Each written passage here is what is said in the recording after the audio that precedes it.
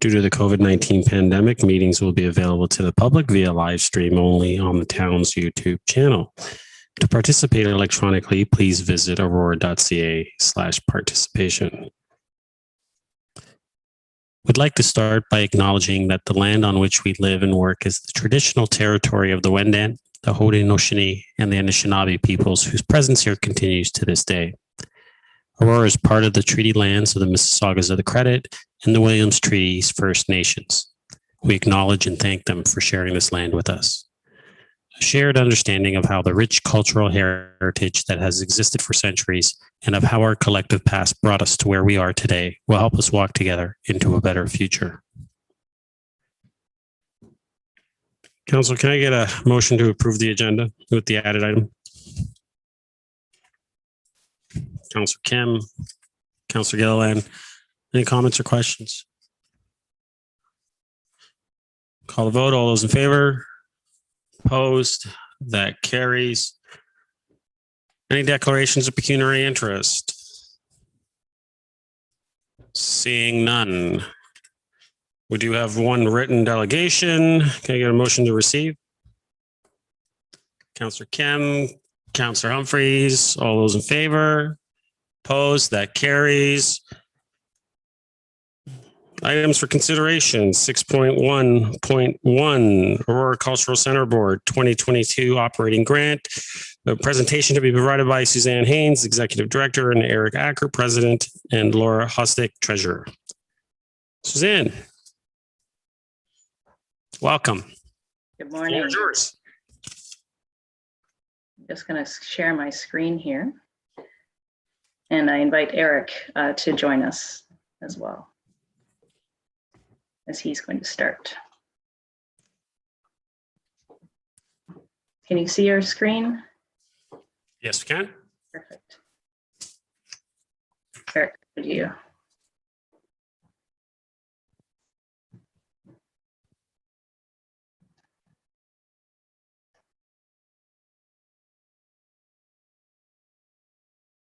Oh, it looks, is Eric still on the call? It doesn't look like he's here. Okay. I think we'll. He's, Suzanne, he's coming back on. Oh, perfect. Clerks just let me know.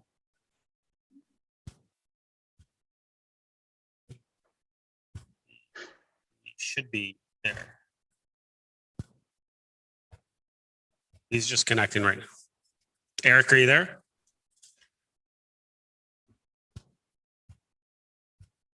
Sorry, There we are. I am totally technically incompetent. No, that's okay, Eric.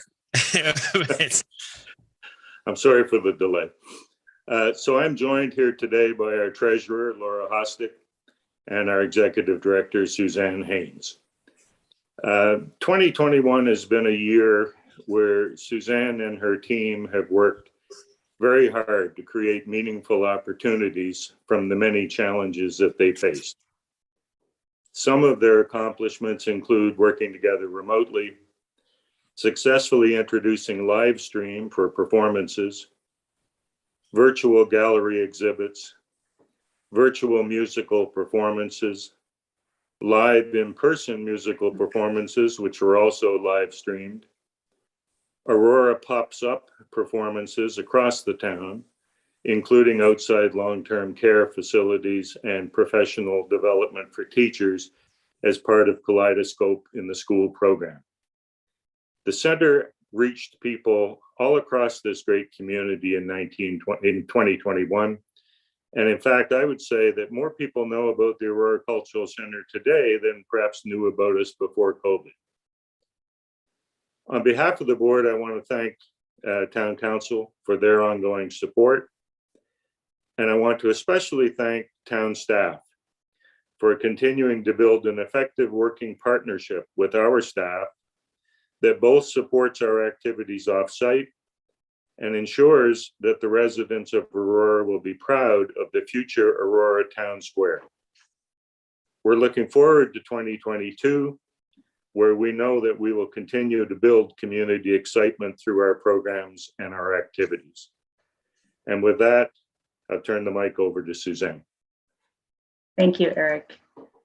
Thank you to Mayor and Council for giving us an opportunity to present today. We're going to talk, we're first going to review our organizational profile and take you through our current year in review to date and talk about our 2022 budget projections.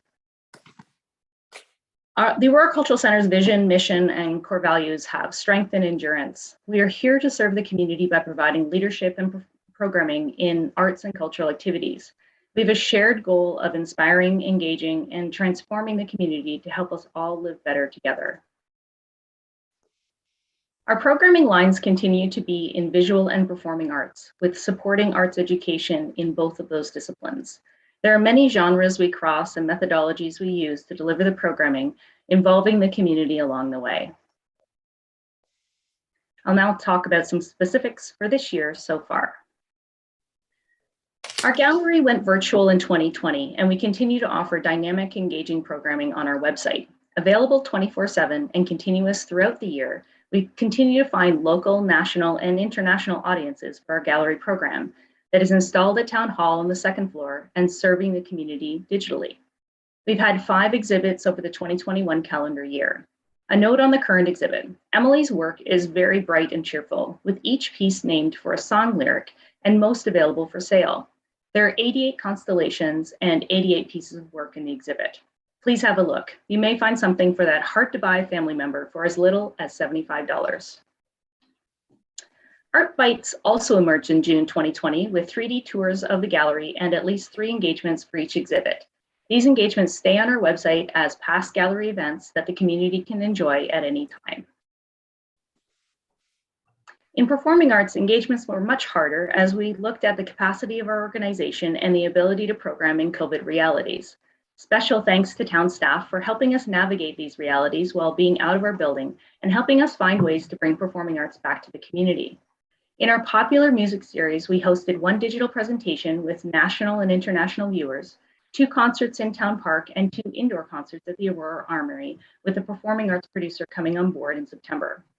Craig Cardiff brings a holiday concert still coming up this year. Craig gives so much to his audience that once you've been to a concert with him, you feel completely involved and like you've been to a very special event. We hope you can join us. Our Great Artist Classical Music Series has 2 concerts digitally available for 1 week with a closing artist reception as a gathering time with the artists involved. Coming up, Sounding Thunder presents the stories of Francis Pegamagabao, a member of the Ojibwe Nation who was born in Shawanaga, Ontario. Enlisting at the onset of the First World War, he became the most decorated Canadian Indigenous soldier for bravery and the most accomplished sniper in North American military history. This piece includes Brian McInnes, great-grandson of Francis, as a narrator and the cast of Ojibwe actors, which was produced with new classical music by the Festival of the Sound in Parry Sound and will be screened for Aurora audiences in December. The Kaleidoscope Family Series had 1 virtual presentation, 1 concert in Town Park, and 1 indoor concert for the holidays coming up. A note on the Fitzgeralds: they are a Celtic step-dancing, fiddle-playing family that is in high demand across the country. I realize the show is already sold out. However, we are looking at releasing some additional seats in December. We've been only programming at 65% capacity indoors and will maintain that through the end of the year. However, there are some internal holds that we are hoping will become available to our community, so get on the wait list if you're interested in seeing the show. We're grateful the Fitzgeralds can bring their energy to Aurora in a couple of weeks. Our events for our youngest audience in the Meridian Magic Carpet series were limited to a virtual setting, as the concert in the park was during one of our summer hurricanes that Aurora hosted. And lastly, some of you may be aware of the roving series we produced in July through October called Aurora Pops Up. Funded through the support for Live Events and Cultural Workers Fund from Canadian Heritage, we were able to host 35 concerts and events in 34 locations across 9 genres of music. We hosted 15 groups with 1,300 minutes of music and 22 volunteers providing 154 hours of community support. We prioritized local and emerging artists, and we're proud to be among the first presenters in the province to bring professional performing artists back to the stage. We have a short video highlight. Community. It's not a place, a building, or an organization. It's a feeling,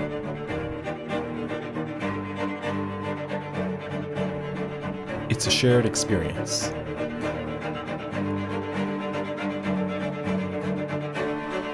It's coming together at our parks. It's showing up to our local businesses. Supporting our long-term care homes. Our neighborhood services. This summer, we got to celebrate community through the power of live music, featuring diverse artists and genres. Aurora Pops Up is our way of offering unique experiences, moments of connection, and inspiring new ways of being around each other. To me, the Aurora pop-up concerts meant the beauty and the caring of the community and showing that we are still here and in your thoughts. What excites me about Aurora Pop-Ups is, this initiative of discovering all these great musicians in front of a little retail store. To provide joy and smiles on the faces of our residents through music. And I also want to thank you for including us in your programming and for supporting the musicians. As a Caribbean person who loves music, as a spa that offer a music focus experience, as a business that was coming out of pandemic, it was the best experience we could have had, and I was very happy to have that moment with you guys. This is Aurora Pops Up.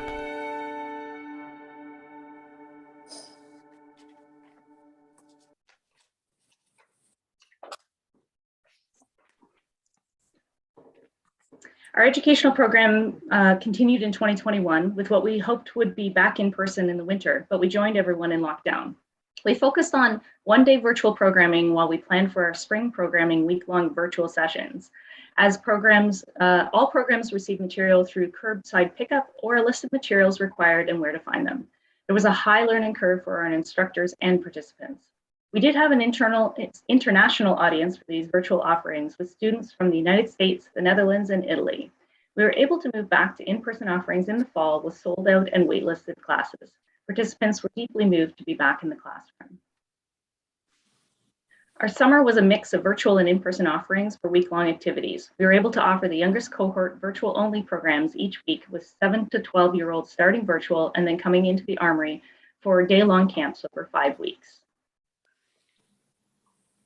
While we could not be in schools this year due to COVID, we worked with the school board to offer professional development support to the teachers once more in 2021 because it was so well received in 2020. Our arts facilitator lifted up these teachers and helped them navigate teaching the arts curriculum and arts integration across subjects online and then in person. The program continues to be well subscribed across the offered digital workshops.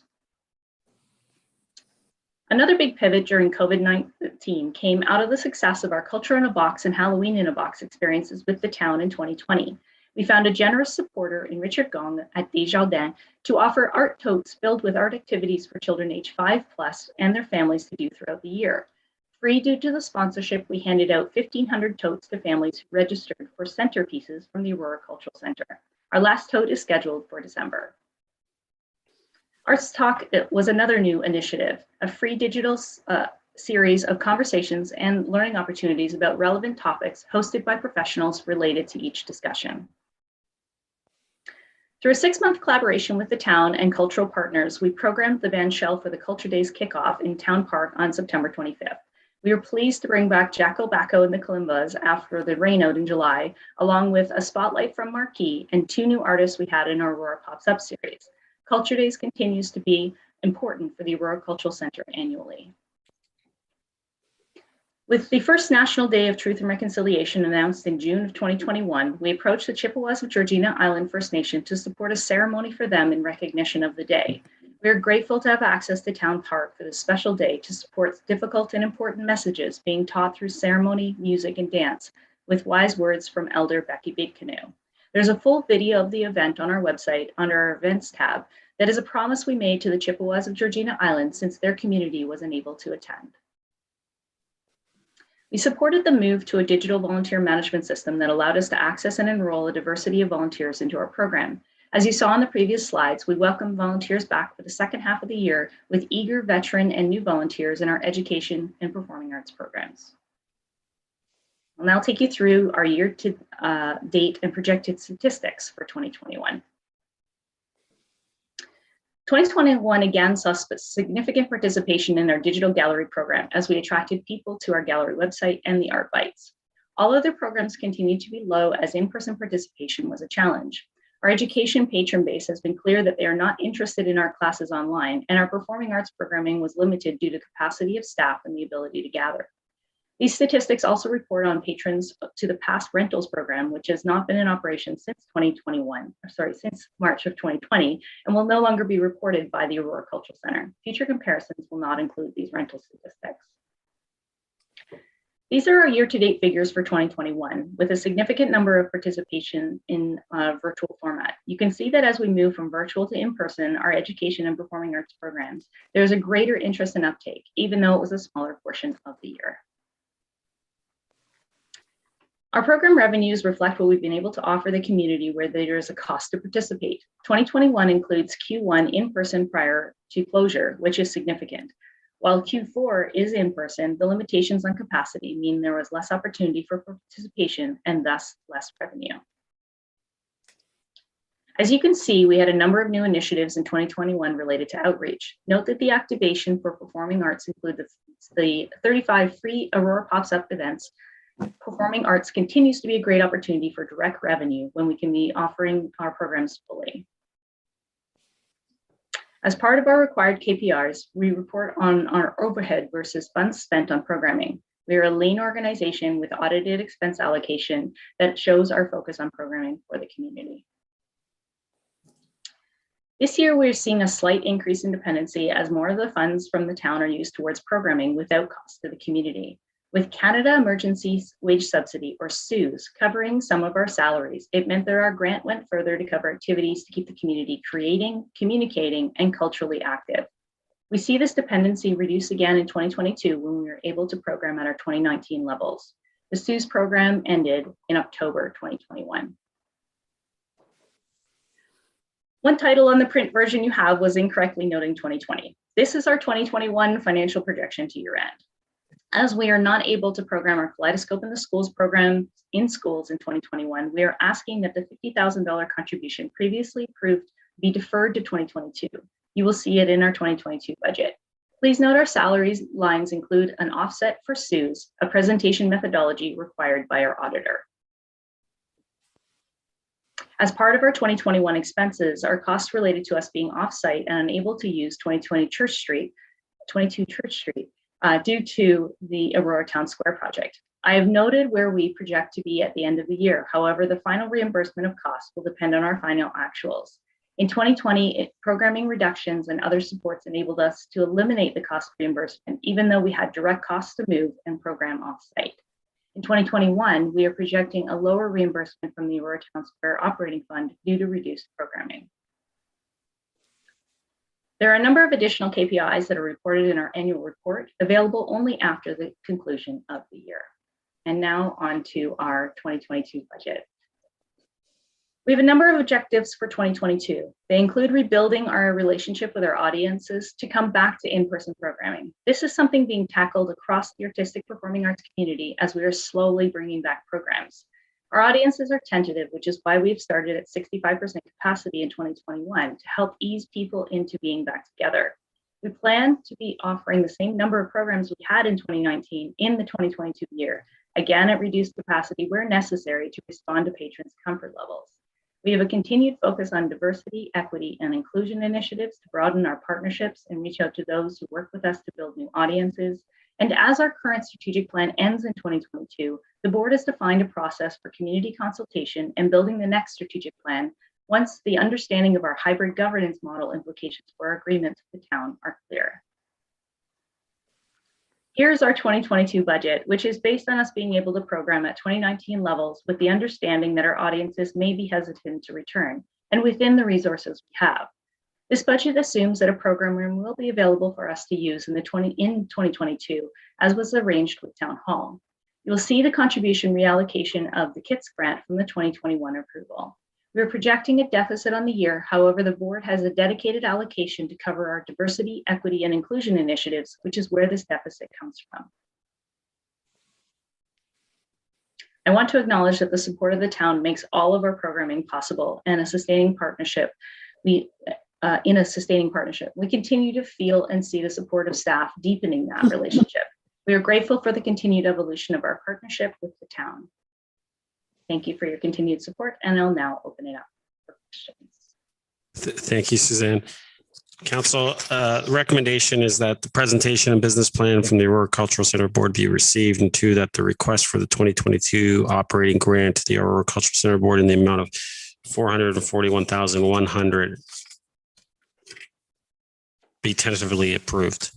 Sorry, that was on the other page. Someone like to move that? Councillor Kim, Councillor Gilliland. Any comments or questions to the presentation or the binder tab 15? Councillor Gardner. Thank you, Mr. Mayor. I would just like to congratulate Suzanne and the staff at the Cultural Center. I think they've done an amazing job during COVID, perhaps one of the best in Ontario, maybe the country. So I know that you never stop thinking of ways to make the Cultural Center better, Suzanne. Thank you very much. And to Eric, too, who's chair of our board. Thanks, Eric. Thanks, Councillor. Councillor Kim.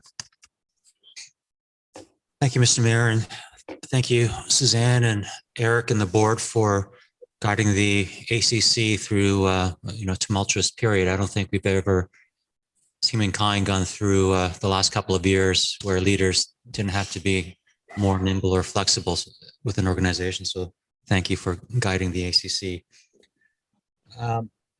Regarding the budget, so I just noticed that the program costs 2021 and 2022 it's $396 and $413,000, and the going back to 2019, the under exact same expenses, we had about $197,000 for program expenses, and I would have thought just at the surface level that program expenses would be actually lower during COVID than higher. So I suspect there's a rational reason behind that. So if you could, provide some highlights to that, that'd be great. Suzanne? Through Mr. Mayor, the program, I'm not sure what, I'm not sure of your question, Councillor Kim, only because the program expenses for 2021 were significantly lower than our 2019 program expenses. So, we on our slide 29, it shows that the program expenses for the 2021 projected year end were $48,000. We were budgeted for 104, hoping that we could do a lot, contribute a lot more to the community in terms of the program. Sorry, I couldn't quite hear you. Could you please? So I'm not sure that I understand what line you're talking about where the program is. Sorry, I'm looking at revenues. My apologies. You were asking about program expenses. Yes, I was just going through the ACC. I understand. My apologies. I was looking at revenues. So okay. What we have needed to do in COVID is we wanted to continue to program. And one of the ways that we were enabled to do that was because we received the Canadian Emergency Wage Subsidy. That covered a portion of our salaries, which freed up other money that we received from the municipality, from the federal government, from the provincial government, to be able to offer programs to the community that were not available before. So when you think of the Aurora Pops Up program, that was a significant grant that we got from the Canadian government. We would not have been able to, it was a $66,000 grant. So all of those expenses are program expenses, but they're offset by grant revenue. So we didn't have to charge that to the community, but it does end up on our program line. The Centerpieces program was a $15,000 program, part of which was covered through sponsorship. And apart from some of the supplies that we had in-house, and then the staffing costs. And that, again, is a program cost, but it was offset through other dollars. So we've increased our programs in a way to the community that we aren't going to be able to continue. Honestly, like in COVID, it was an opportunity to continue to work with the community, to bring them programs to be culturally active. But those are programs that needed that subsidy and that support and investment in order for us to re-engage with the community and with artists. So you'll see those in this line for 2021, but we won't be able to do those in future years. Does that make sense? Thank you, Suzanne. So in the end, what you're saying is during COVID, to continue to engage residents, there were actually more programs provided, hence the greater program expenses. That's correct. Suzanne? My next question for you, Mr. Mayor, is in terms of fundraising costs. The fundraising costs were $13,862, and in 2019 was $2,300. So in the online world, were there more costs to fundraising online as well? Suzanne? Through you, Mr. Mayor. This is a significant campaign that we are launching, actually, through the feedback of council and school boards and others. And because of our Trillium grant for the Kaleidoscope in the schools, we have built a campaign that we had intended to actually launch in the fall of 2021, but we've pushed it off to early January of 2022 for Kaleidoscope in the schools. We definitely heard from council and that we need to look for other funding sources for that program. And so we spent the 2021 year doing some research and consultation and building a brand new promotional video and a crowdfunding campaign that is going to launch next year. So those are costs that we see in this year that were incurred in this year. There'll be direct costs of the actual crowdfunding that we'll see in 2021. But we made that investment in 2022. We made that investment in 2021 because in order to be ready for that campaign and help it be successful for the future. You know, it is our hope that we can replace the $50,000 in 2023 that is a contribution from the town, so that we can continue to deliver the program.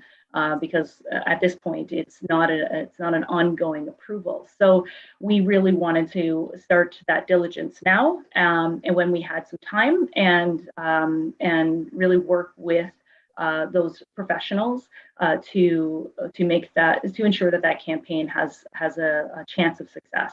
So that's why you're seeing that increase both in 2021, and there are additional expenses in 2022. As you try to raise more money, there are additional costs to do that as we get bigger and we have, those relationships, stewardship of those relationships become an additional cost to the organization.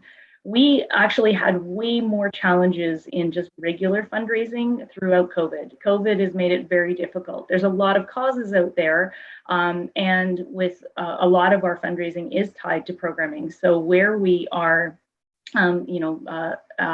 receiving sponsorship, say, for a particular performance, if we don't have that performance, we don't actually have the dollars coming in. So our fundraising revenue is down. But we anticipate that and are already in active conversations with those partners to come back for 2022. Thank you. Next question is, what's the difference between administrative salaries versus program salaries? the admin salaries is just a little over 100,000. I think I saw, and I'm thinking that's probably more leadership. So what is program salaries? Can you differentiate the two, please? Suzanne? Through Mr. Mayor, yes. We have actually a very rigorous auditing process for all of our staff allocation of time. So what happens is a portion of different positions are allocated to administration where they are purely functional, relating to board management, operational management, and that kind of ongoing requirement of just purely administrative tasks. And then others that are supporting programming or delivering programming go into programming salaries. Councillor? Okay, thank you. And lastly, on slide 28, community investment through town grant, one column says 2010 actual, the other is 2021 projection. Is that a typo, or did you want to give us a long-term trend here? Suzanne?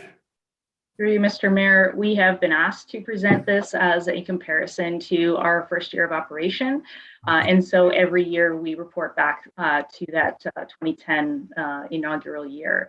If there's other comparisons that you're looking for, we're happy to look at adjusting that presentation in the future. Great, thank you, Suzanne and Eric. Just one last comment would be, in the future, I know in the past I thought you guys used to provide more of a historical table with, going back 4 or 5 years. If you could, continue that trend, because I had to kind of look through the annual reports to kind of compare. So if you could provide that in subsequent budgets, that'd be great. Thanks very much. Thank you. Any other comments, questions? Councillor Gallo? Thank you. Hello, everyone. Just a quick comment in support. I miss a lot being on that board and the incredible things that you did and continue to do. I love that video of the pop-ups. I think that was just incredible. I cannot say enough how proud I am to have this center in our community and the great work that staff and the board do. So thank you so much. Thank you. Councillor Gardner, second time. Thank you, Mr. Mayor. I'd like to also mention Laura Hostick, who's present, an integral member of our board. Thank you. Thank you. Any other comments or questions?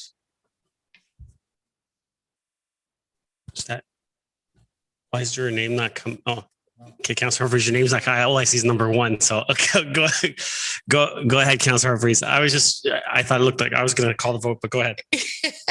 No, I just wanted to say, no, thank you very much. I know it's an exceptional, as we heard, for everyone, it was a real exceptional time, and to be able to even do any programming that touches our community and provides that sense of normalcy as much as possible.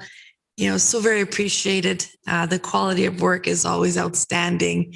The artists and the performers and the education with the Kaleidoscope going forward to schools and finding new ways of presenting that and delivering that. And exciting to hear getting back to re-engagement with, the community and hopefully live performances again, which I think are right around the corner. So I just want to thank you for your perseverance. It's not easy.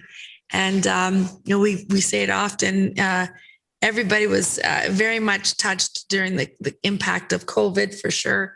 How could we have delivered live performances during that time? There was only virtually, maybe, and that was done extremely well.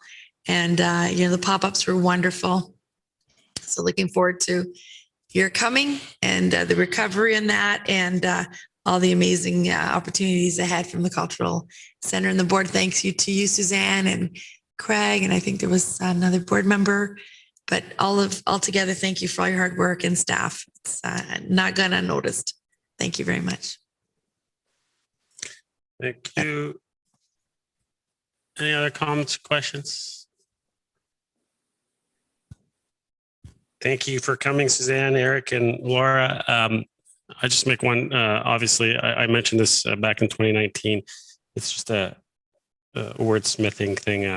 Whenever I see a presentation come from either yourselves or the library board or any of our community partners, and they put the word free, I'd prefer that we don't put that word free because it's not free, it's subsidized. So if we could just find another word for that, I would appreciate that. But beyond that as well, I'm just wondering, Suzanne, the Kaleidoscope project, it's, as you mentioned, you guys have gone into the schools. It's been a couple of years now. Has the school board seen the value in it, and have they been willing to maybe possibly step up and actually throw in some funds in regards to the Kaleidoscope? Thank you, Mr. Mayor. We continue in that conversation because, of course, we're talking about what are we going to do in January through June of 2022. As long as the program is solely delivered in Aurora, it's a very difficult thing for the school board, any of the school boards, they've all given us this feedback, to allocate significant funds to the program. So that's one of the reasons for the crowdfunding and the larger community participation in the program. And we are looking at growing it. That's part of our OTF, Ontario Trillium Foundation grant obligations, is to grow the program into other regions in York Region, as defined by the school boards. The school boards have identified schools that have less access to the arts, or their performance plus schools in the region, or under served schools in the Catholic board. So they've defined those schools, and that's part of the whole campaign that will launch in January. Once we are delivering across York Region, we then will have an opportunity to talk to the school boards about whether they in themselves will be more involved. But at this point, there continues to be a real challenge to delivering to subsidizing a program that is only in one community in their vast region. Thank you. Council, call the vote. All those in favor? Opposed? That carries. Suzanne, Eric, Laura, thank you very much for coming out this today. Thank you so much. Thank you. Council, move on. We're going to do our 6.2 2022 capital budget review. First up is 6.2.1. Review of 2022 proposed rehab replacement capital projects. This is binder tab 17. Are there any items that anyone wants pulled? Councilor Gilliland, go ahead. Are we just pulling numbers? Yep, just read, if you can just read the numbers, the 7 number, right? 7, Okay, whatever. 7-43. No, And wait, 7-17 43. Is that the page number, or is that, where am I going? here? detailed project sheet page number. Okay, 17-43. That is the skate park reconstruction? Yeah. Okay. And 17-84. And that is street lights improvement on Young Street from Wellington to Church? Yep. Okay. And I think I got, I have another one, but maybe come back to me. I gotta find it. Okay. Councilor Humphries? Just 1717. Pet And cemetery restoration? yep, Okay. and it was called.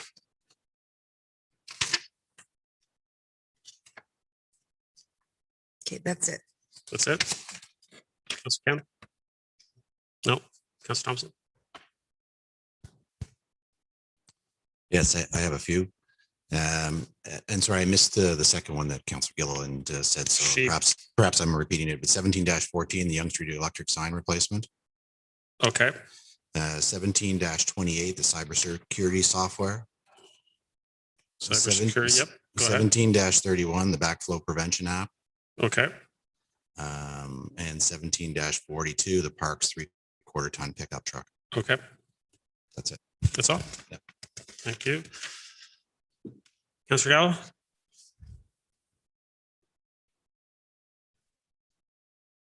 Most of mine are pulled. The only other one's 17-39, please. 39. That is the road 6-ton diesel dump with sander. Yeah. Yep. Okay. Thank you. Councillor Gardner? Everything's been pulled that I wanted. Thank you. Thank you.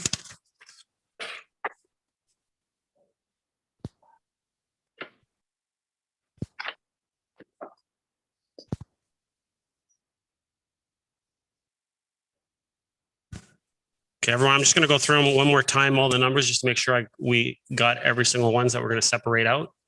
So I got 1714, 1717, 1728, 1731, 1739, 1742, 1743, and 1784. Are we good? Okay. So council, if I could get then a motion that the 2022 draft repair and replacement capital projects be received, and 2, that the 2022 draft repair and replacement capital projects be approved as presented, and that's minus the ones that we pulled for separate discussion. Someone like to move that? Councillor Humphreys, Councillor Kim.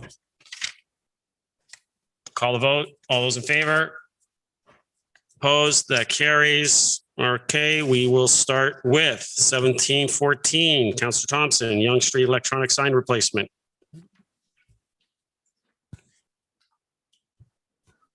Just give me a sec while I pull up the sheet. My first question really is just some clarity around the costs associated, and there's the reference to 4 signs. So is the 100,000 just for the 1 sign, or is it for 4 signs? Ms. McDougall. Oh, can't hear you, Ms. McDougall. I think we're having the same problem as we did the other day.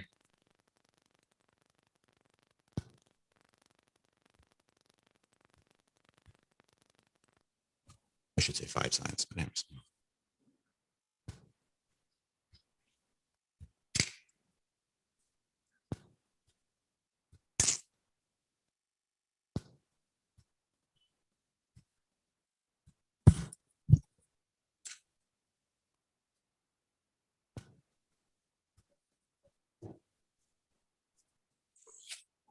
Just waiting for Ms. McDougall to log back in. There we go. Just come back. My apologies. Can you hear me? Yes, we can hear you now. There you go. Why it's doing that each time I launch? I apologize. I have to look into that. Thank you. Sorry, through you, Mr. Mayor. There are 4 signs. So there are other projects that were previously approved by council. If you would like their numbers, they're under the code numbers 72443, and this has to do with the AFLC Family Leisure Complex sign. 72285. This is part of the JOC, providing a sign for JOC, and it's coming out of those funds. And then 72283, and this is for at the SARC. So those were previously approved. The Yonge Street was one that was presented at the same time, but it was conditionally approved at that time to come back with additional information, or at least more information about the scope of work for that project. What we have done we've issued the RFP for all 4 signs to hopefully enhance our ability to fund projects with more versus just one-offs.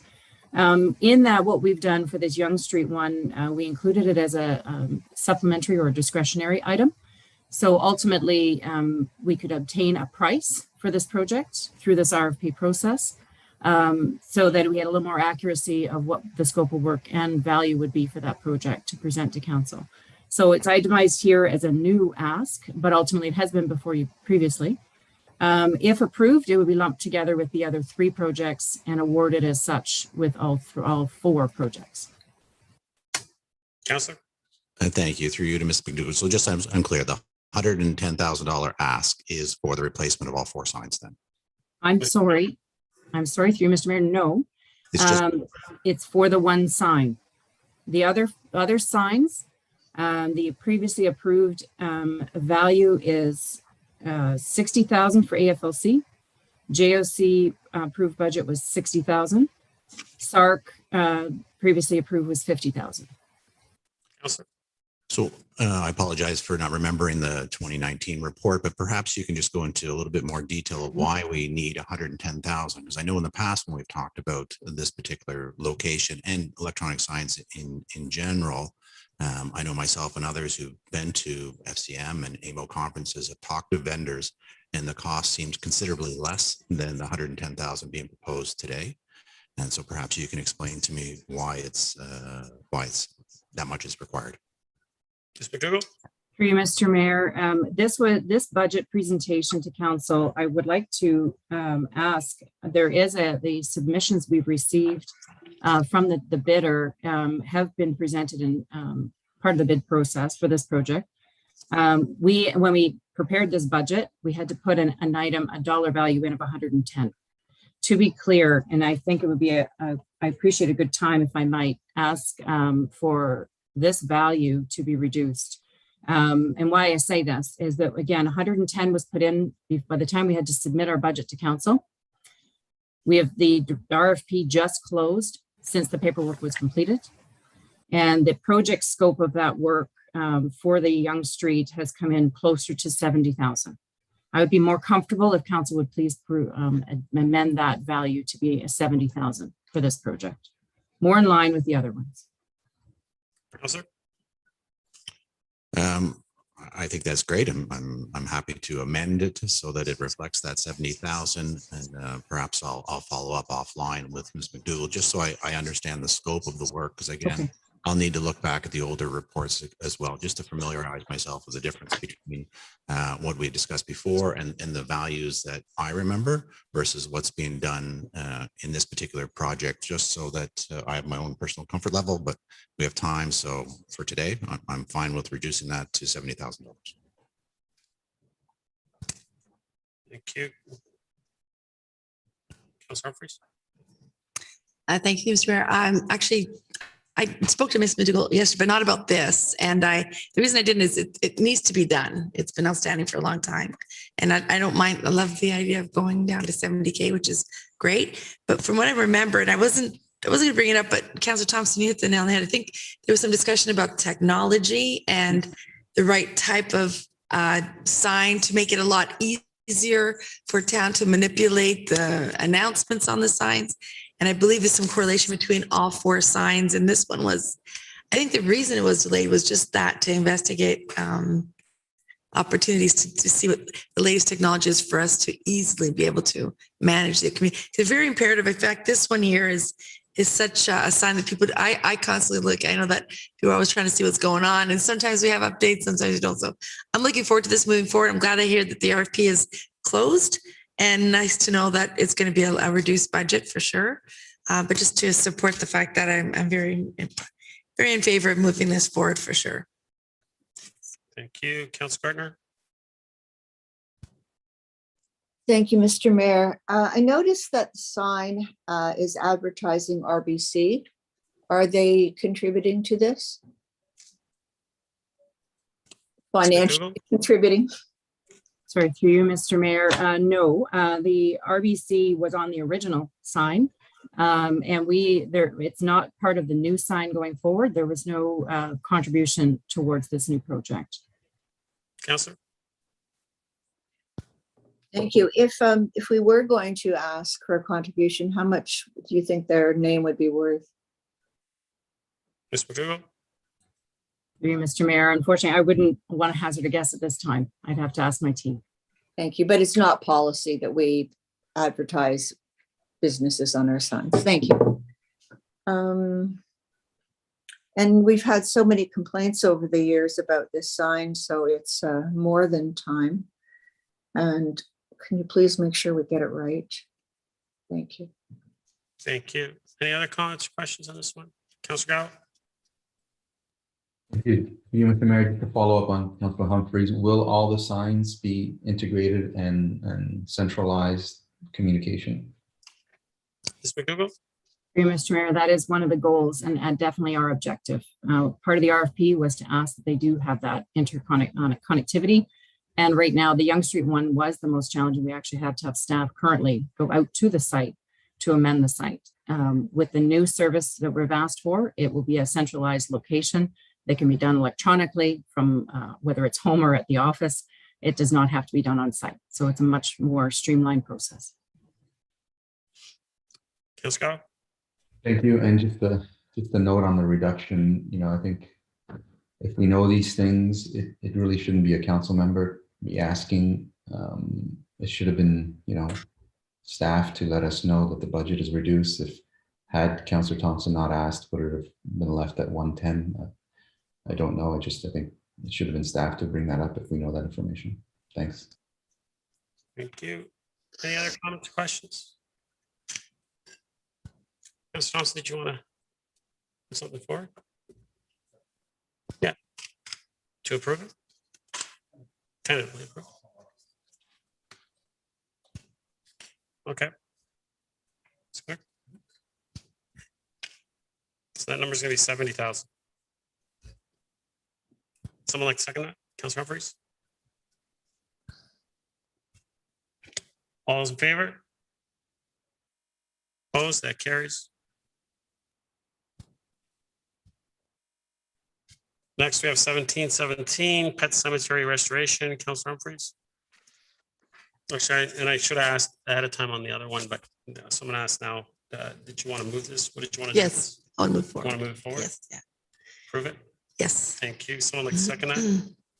Councilor Gilliland, thank you. Councilor Humphreys, go ahead. So actually, this one here, and I almost feel, actually, I do feel really guilty because I feel like I should have kept an eye on what was going on or understood. So I'm really pleased that we're moving forward with this, but I do feel that there's a sense of urgency that I don't want to wait for a couple of years to do some more fencing and protection of this area.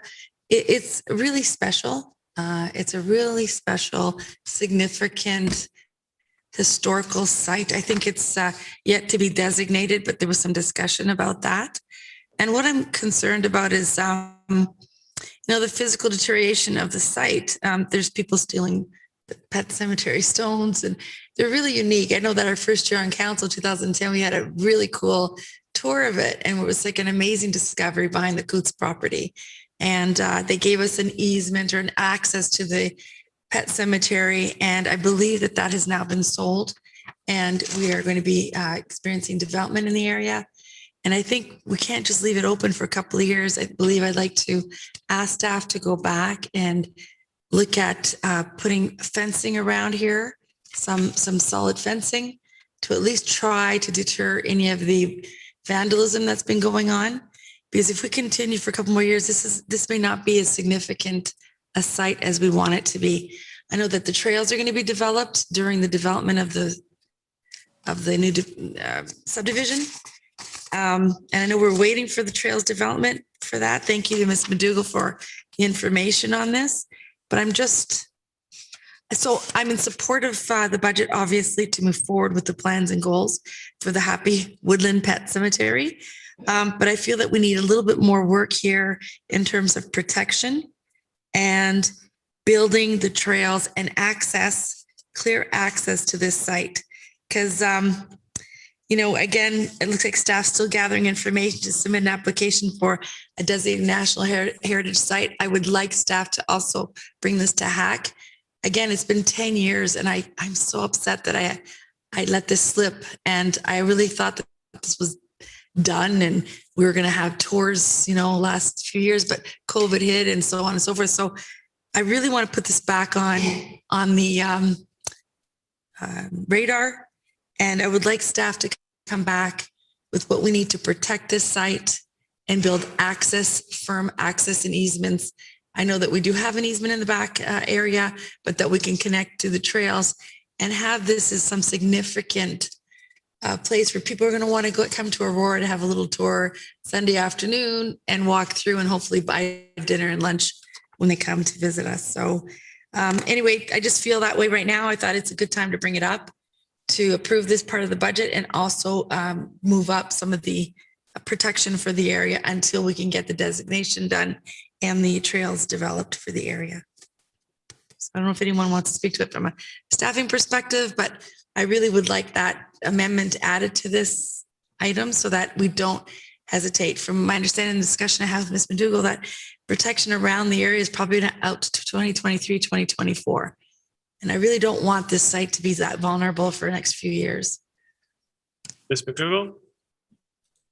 I could be wrong, Ms. McDougall. I just, Through you, Mr. Mayor, certainly I had planned on bringing a report to council to provide a little more context to this project, where we're at, a little more of a status update in the new year. Additionally, speaking to the discussion regarding the trails plan and what the proposal would be, and trying to aligning those subjects so that we have a better idea of the overall scope of the project. Subsequently as well, speaking to the potential of fencing the site. If that is to be expedited, the staff can include that as part of the report to provide, come back with additional costs, communicating what the costs would be to prepare that. But that would far exceed our $20,000 ask for this year. So unless there's funds that I can put and draft to this, it will be an in-year request that may be proposed or tabled to council in a report. Yes, sir. Thank you, Mr. Mayor. I would like it to be part of this process if possible. I just don't want it delayed. So if staff could come up with an amendment or an addition, it's sort of not part of this, but it's fencing for the site. So I don't know if it's part of Ms. McDougall's area, but if someone can help add that pricing for the physical, to protect the physical deterioration of this site.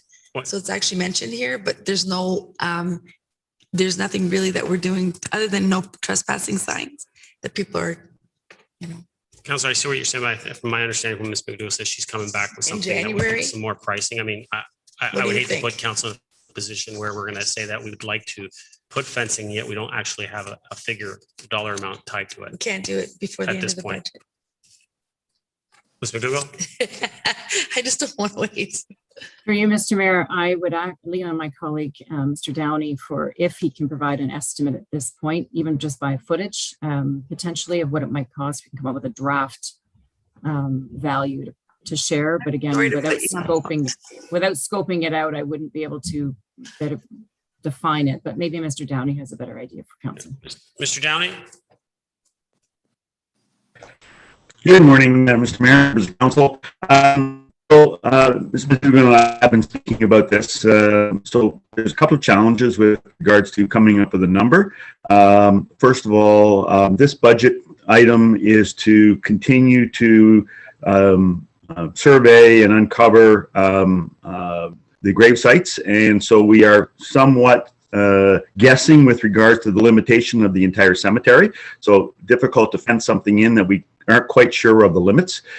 Then secondly, what type of fencing council would like considered up there, whether it's just a chain link fence or you want to do something more decorative, wrought iron or whatever. So there's a couple. I think Mr. Downey just disappeared. Okay, through Mr. Mayor. Councilor, I was just going to suggest that the clerk just leaned over to me and said that maybe what we do is approve it with sorry, I lost my train of thought there. Approve. Could you go ahead and just Councilor? Certainly. Thank you. Through you, Mr. Mayor, just the motion to approve the funding in the capital budget and that staff report back to council regarding perimeter fencing. Okay. Does that work for you? That's perfect. Can you move that? If that's And who okay. seconded it? Okay with that? All right. Second? Okay. Councilor Gardner, go ahead. Thank you. Similar concerns. I thought we were farther ahead on this. The way the report reads, it's just to clear the site and to expose the headstones. Is this just groundwork we're talking about? $20,000 worth of groundwork? Ms. McDougall? The $20,000 is commenced approximately around 2018 is when we started to do actual on the ground restoration work. And annually we've been doing similar to that or that type of work, pulling up the stones, doing some poking, probing in the ground to find stones, pulling them up. Some ultimate scrubbing of the stones has taken place. We have also done some identification of the trail, realigning, and when I say trail, to be clear, within the site of the pet cemetery, there's little pathways, just realigning them, pulling the stones back. And also we've had some imagery and videography work done to help prepare us for future programming promotion material as we've done the work on site. So there's a few items, but yes, the $20,000 is intended for the pet cemetery restoration work to continue. Councillor? So that sounds to me like we've been putting money towards this for 4 years. This will be the 5th, said in 2018. I agree with Councillor Humphries. We need to do something to protect the site. Whatever we can do to hurry up the identification of the graves so that we can know where this fence has to be, because otherwise it has the potential of just not being an important site, which would very much be a shame. Thank you. When would the fencing issue be coming back to us? Ms. McDougall? Through you, Mr. Mayor, I would like to propose, although I'm proposing what Mr. Downey will do, but I would suggest we will attempt to have a January report. Councillor? So then, as you said, this would be an in-year spend that's not included in the budget. Ms. McDougall? Through you, Mr. Mayor, correct. The 20,000 that is on this table is not for that work. Any additional cost fencing proposed would have to be done following budget approval, unless there's a figure that you would like to add in here now that would at least be included going forward. But knowing that it comes from reserves anyway, potentially it's I mean, I don't want to speak for the treasurer. Potentially it's not as relevant, but no, that does make a difference. But please, whatever you can do before the snow falls, which may happen any day now, just to figure out the grave sites. Thank you. Thank you. John Priest, go ahead. Just a quick comment. Yeah, I appreciate this. This is great. And just because, we have a lot of reading to do, but really quickly, like 3 headstones have been removed. The pieces of a wooden grave marker have been removed from its original location, hundreds of meters away. So long as it looks abandoned, loses losses like this will continue. And also this is believed to be the first of its kind in Canada. Staff are gathering information to submit an application to have cemetery designated as a National Historic Site. So this started, I believe it opened in 1927. It's a very significant property. So I really hope that fencing comes in January. That's still, 2 months away. By the time we get approvals, we're looking, spring, summer.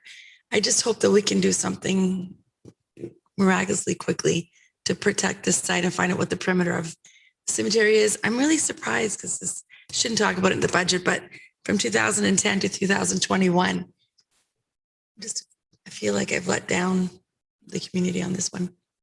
Thanks. Councilor Priest, any other comments, questions on this one? I'll vote. All those in favor? Opposed? That carries.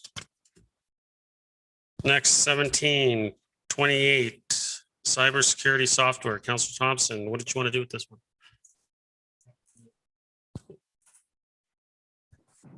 So you'll move the recommendation? But I do have a question. Yeah, let me just get a seconder. Councilor Humphries? Okay, go ahead, Councilor Thompson. Thank you. I assume it's through you to Ms. Van Leeuwen. Ms. Van Leeuwen, when I was reading the description for this particular one, and first off, I certainly think that, given the recent news over the last couple of years about attacks on municipalities and the Ministry of Newfoundland and so forth, it's always important to have the most up-to-date cybersecurity. And I read in the description talks about in 2021, the town is engaged with a cybersecurity vendor to perform a complete cybersecurity posture assessment, and that the funding from this project will ensure that the town's cybersecurity is up to date and providing the best security/defense that current security best practices allow, which I'm fully supportive. However, I noted that in the tab 19, the studies, we are talking about hiring a third-party company to do a security penetration test. And I'm just wondering if we've already engaged with a vendor and we're providing funding for them to give us the most up-to-date security software, why then are we asking for funding to hire an external cybersecurity firm to attempt to break into the town's environment? Ms. Van Leeuwen?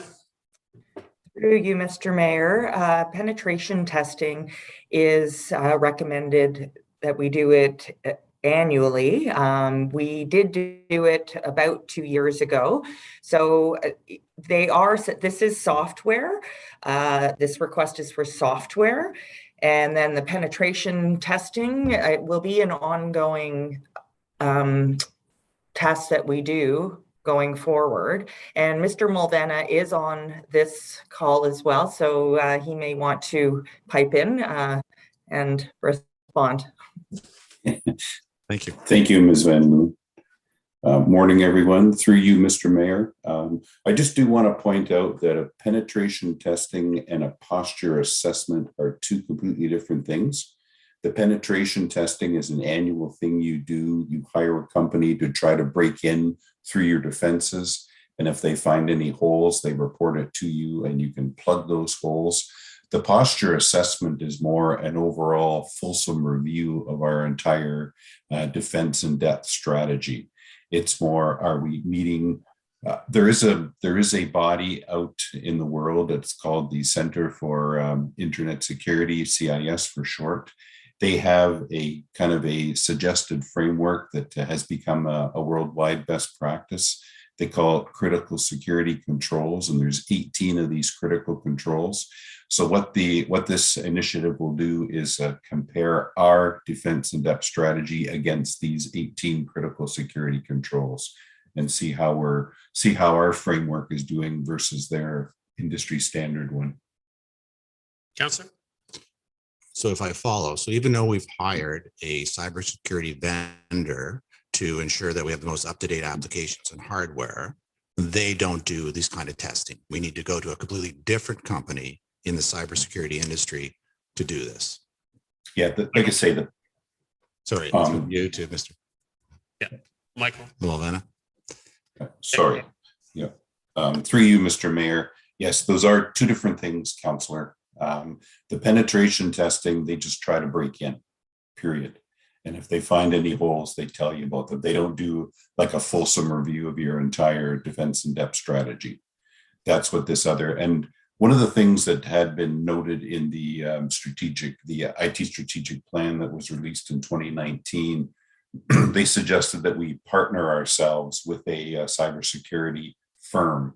And I think the firm that we hire to do this will become our partner in the future.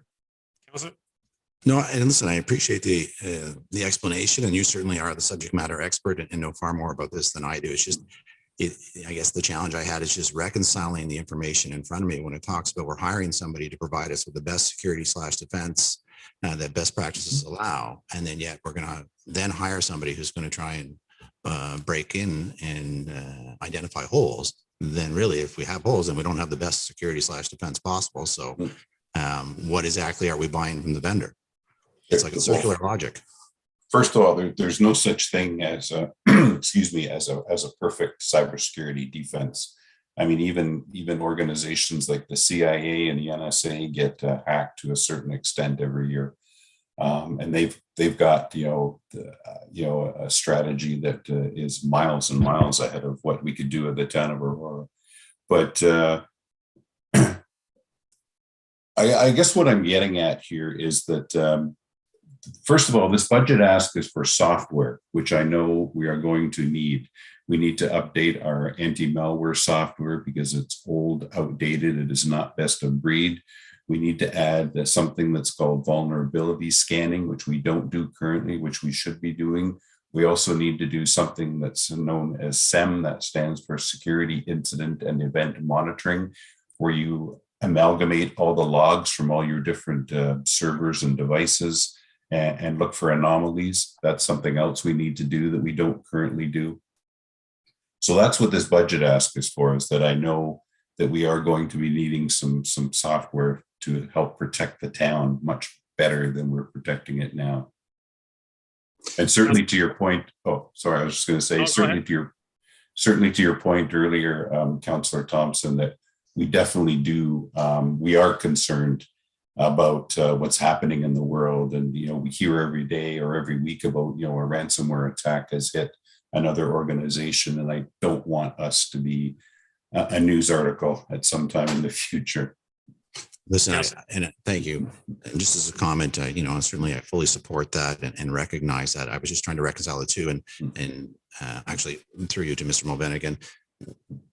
We've already done these security penetration tests, so that's given us some indications of what we need from this security vendor, and then we're going to do it again after the fact as an annual process. Is that what I'm hearing? Mr. Mulvaney? That is, sorry, I keep jumping the gun here. Yes, sorry. Through to you, Mr. Mayor. Yes, Councillor Thompson, the annual security penetration testing, that is an industry-wide best practice. That is what everyone should be doing, quite frankly. And I don't think a lot of companies do that. But it's just a good test.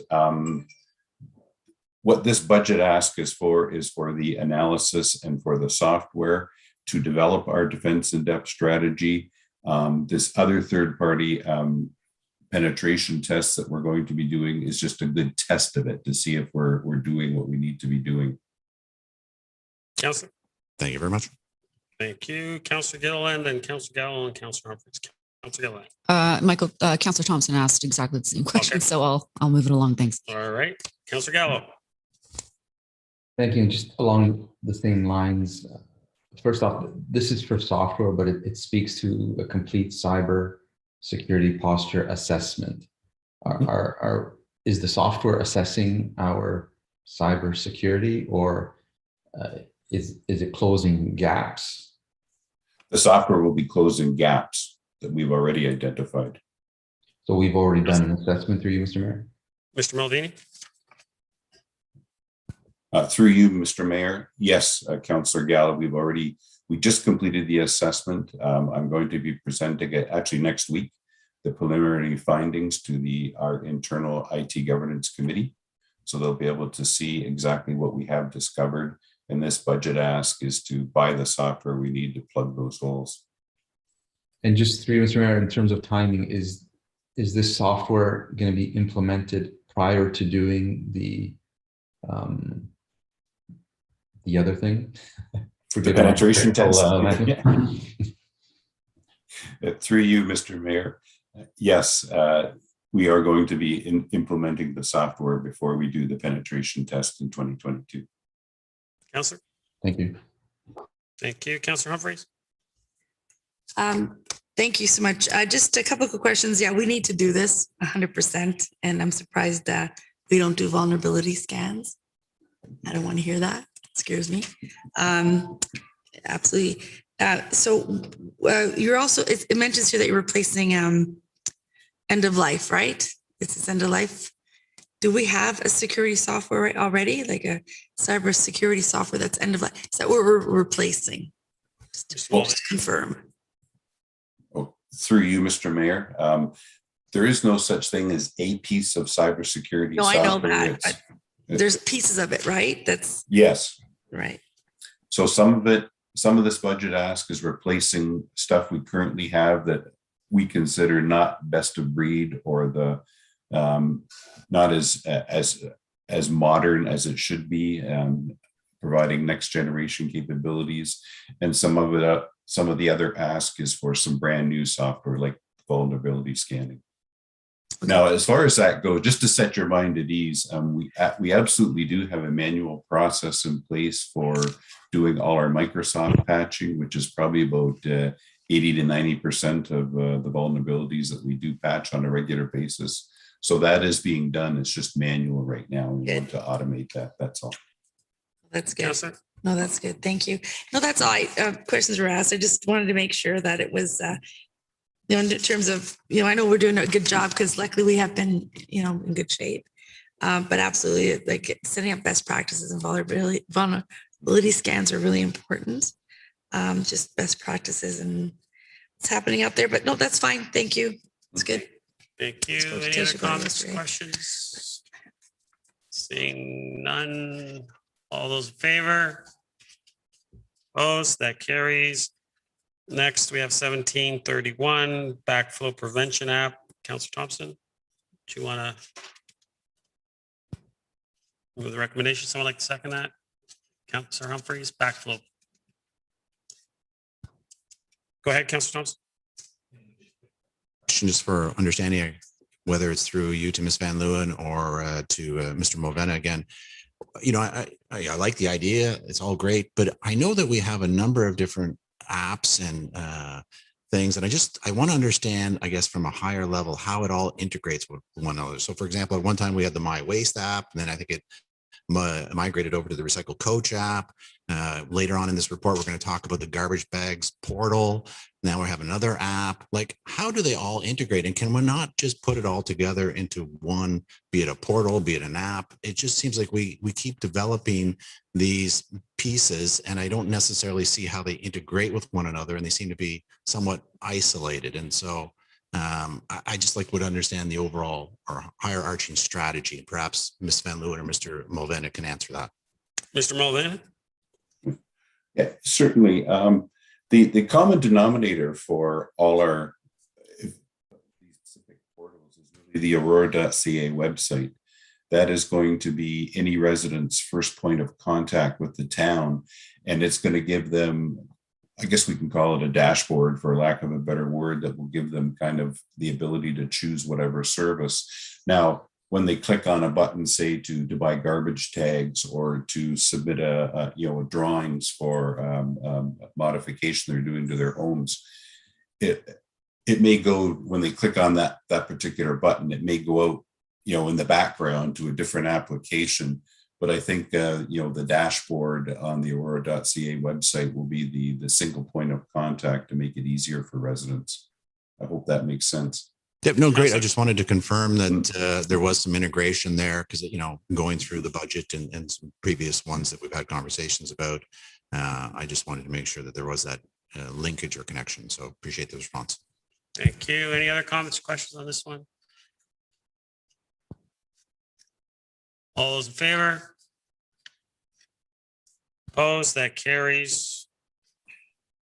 Next, we have 1739 road 6-ton diesel dump with sander. Councillor Gallo, you pulled this one. Did you want to move the recommendation or something else? I'll move the recommendation. Just have a quick question. Thank you. Councillor Humphrey, second. Go ahead, Councillor Gallo. Just how many of these vehicles do we have, Mr. Mayor, through you? I know we replaced one last budget, if I'm not mistaken. Sure. Mr. Downey? Through you, Mr. Mayor, and good morning. Yes, you are correct, Councillor Gallo. We did replace one. We've got a brand new one sitting in the yard. It was just delivered about a month ago. So we have 7 plow routes, so we have 7 active plows out in-house, and we have 8 trucks altogether. We always have a spare. Sorry, Councillor. And Mr. Mayor, this was part of our study that we did last year. Mr. Downey? Through you, Mr. Mayor, that's correct. It was it's part of our fleet strategy, and it's part of our life cycle replacement program. Councillor? And just finally, if you wouldn't mind, sending pictures of rusted bolts is interesting, but maybe the entire look at the entire truck, not that it would change my mind, but it just, some rusted bolts doesn't convince me to spend $600,000. So if there's any other images that you have and you can forward to them, I'd appreciate it. Mr. Downey? So through you, Mr. Mayor, that's not a problem at all. In fact, I have an evaluation form that I can also attach, and so that you can, because we do talk about a number of repairs, and it actually details what those repairs are and the estimated cost for those repairs. Thanks, Mr. Downey. If you can get that to council, that would be great. Thank you. Sorry, just I remember the final one on that point. What level of, I guess, service do we do on these vehicles? Some, there's 2 pictures that you sent. Like, do we do, undercarriage, rust proofing, or what level of, so that we can at least attempt to the best of our ability to extend the life of these vehicles. Mr. Downey? So yes, we Crown rust-proof all our vehicles. So we actually have a contract with Crown, with the local distributor of that, and we have to do a complete inspection each year, and with that we then identify what issues are in need of repair or replacement. Councilor? Okay, I guess. One more thing, I apologize, is that the other thing that when we built the Joint Operations Center, one of the big additions for us was the wash bay. As you may or may not know, we didn't have a wash bay in the previous yard, so this now has a wash bay, and it's part of the regular program to actively wash these vehicles on an ongoing basis. Councilor? Thank you. Oh, sorry, Councilor. Did you say that's all? Yeah. That's it. Oh, okay. Thank you. Any other comments or questions? Seeing none, all those in favor? Opposed? That carries. Next, we have 1742 Parks 3/4 ton pickup. Councilor Thompson. Move the recommendation. Thank you. Would someone like to second that? Councilor Gilliland, thank you. Councilor Thompson, go ahead. Thank you. Through you to Mr. Downey. Mr. Downey, in the past, even as late as last year, whenever we've had requests for new vehicles, you've included the evaluation forms and the summary comments as well. Why have we gone away from that practice? Mr. Downey? Through you, Mr. Mayor, with the fleet strategy, when we presented the fleet strategy to council, we felt that council was fully aware how we were evaluating these vehicles. However, we do have the sheets. If council would like to see them as part of each and every vehicle replacement or fleet replacement, we're happy to provide that information. It was something that we felt that council was comfortable with, that we were going through an evaluation process on what was being evaluated. But we do have detailed evaluation sheets on all these replacements. Councilor? Appreciate it. And I think, I know for myself, I like to see them, but I also think that for the public who choose to look into the budget, it's nice information to have handy so that they don't have to go looking for the additional pieces. So if that could be done, that would be great. Thank you. Excuse me. Apologize, Mr. Mayor. Not a problem. I'll do it just as I did with the previous vehicle. Thank you. Any other comments or questions?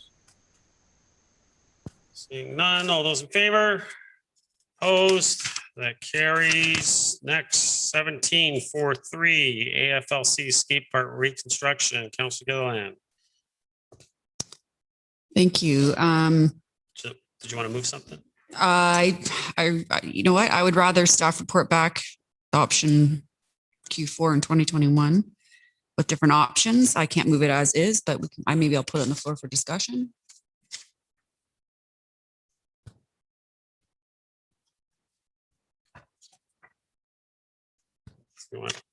You want to move staff report back in Q4? Is that what you said? Yeah.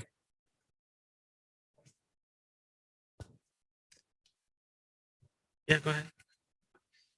Is this not a reconsideration? Council dealt with this in June, and council chose not to increase the budget at that time. And the further conversations was just to receive. So the recommendation was voted down, I'm assuming, or maybe it was never put on the table, with council essentially saying, come back with options. And so I believe reconsideration is 6 months, according to our procedural bylaws. So because I agree with Councillor Gilliland completely that why is this before us? I thought we left it at let's see some options. Let me get some more information before we make any more determinations and weigh into this. And so my first thought when I saw it is this not a reconsideration? So through you to the clerk. I'll agree with you, Councillor. That's fine. As chair, I'll save the clerk from saying it. I'll agree with you. To me, it's a reconsideration. We've already dealt with this. What's that?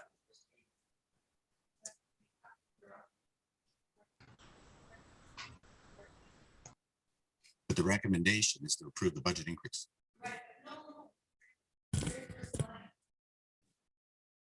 But then we shouldn't be but Counselor, then we shouldn't be approving a budget line.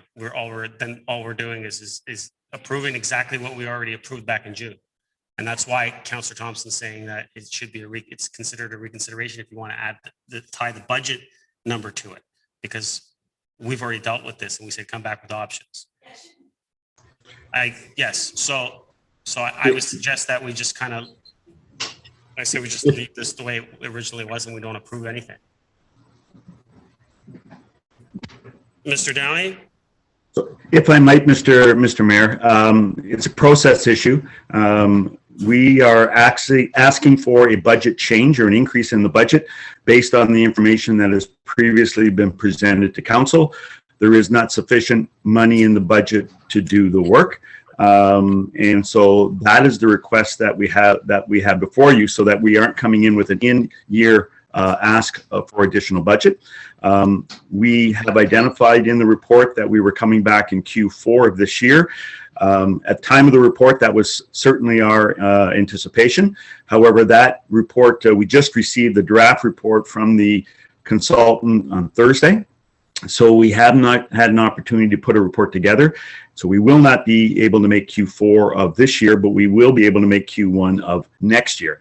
However, we wanted to make sure that council was aware of what the budget implications were going to be at this time. So this, we would like to see approval subject to the staff report or approval of the staff report in Q1 of 2022, please. Councilor Gilliland still has the floor. Councilor Gilliland, I mean, if you're fine with doing that, saying it's approved based on the report coming back to us, conditional. This is conditional upon that report, and then we can decide when that report comes whether we want to approve it or not. Just seems so arbitrary. No, I listen. I would just say just wait. But I mean, I can understand the perspective that staff just kind of maybe want to earmark it there as far as if we do end up approving it, that we've kind of put it aside and set it aside, so it doesn't come in after we've already approved the budget. So I mean, I can see that point of view, but it's up to you. I'll leave it in your hands. I mean, I hear what you're saying. I just don't know why. I just don't like the fact that it's in front of me. I agree. I would just prefer to remove it and deal with it then. I'm not really happy with what's being presented or what was before. And what would be the cleanest way of doing this? Because I really don't want to be setting any precedents that I am approving anything at this point. Well, if you don't want to move it, that's fine. If someone else would want to, and I get what you're saying, and if you don't feel comfortable, but if someone else just wants to move, I do think that the cleanest thing right now is to do it conditionally upon receiving that report and for us to deal with it at that time. If someone wants to move that and second that, you're fine with moving? Just do it conditionally. Okay, conditionally. I don't want to set any precedents to us saying we like this going forward. And that's fine. So we got you to move that. As long as that's clear. Councilor Humphries, you'll second that? Okay. And then I'm assuming we're going to get a report and we're going to have a long discussion and debate about it, and we'll figure it out at that time. Okay. Does that make sense? Sure. Everyone good? Okay. Councilor Gardner? Thank you. Through you, Mr. Mayor, to Mr. Downey. Mr. Downey, whenever I go to the Arboretum, the skateboard park is being well used. So are we spending money on maintenance at the moment to make sure it's safe? Mr. Downey? Through you, Mr. Mayor, absolutely. We were out there on a regular basis ensuring that it continues to be safe. We've actually said in a report, if we ever get to a point where we can no longer do that, we would then be reporting back to council and recommending closure of the facility. Any idea how much? Thank you. Any idea how much you spend in 21 or will spend in 21? And how long do we have perhaps an estimate till it's not safe? Mr. Downey? Sorry, I'm sorry, big question, the last one, but. Through you, Mr. Mayor. I haven't got the number off the top of my head. I can certainly get it for you because we do track that. How long the repairs will last is dependent on so many different things. So I wouldn't be able to give you an estimate of how long repairs would last. I think that a lot of these questions, hopefully a lot of these questions will be addressed and answered in the staff report that we'll be presenting in 2022. Thank you. And if this is approved and we do basically a new skateboard park. How long will it take and when would be the optimum time to do it? Mr. Downey? Through you, Mr. Mayor, that will be addressed in the report. So I'll make sure that those questions that you have now are addressed in the report, but I wouldn't want to say at this point, and I haven't even seen the draft myself. I know it was just presented to staff on Thursday. Fair enough, Mr. Downey. Thank you.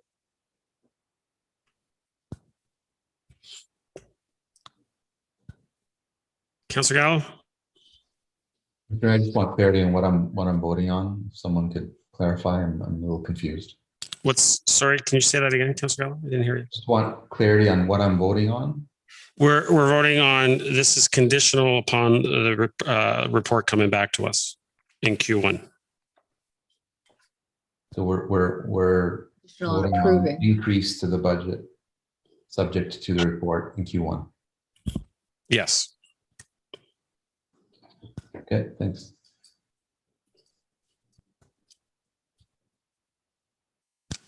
Anyone else? Call vote. All those in favor? I didn't see it. All those in favor?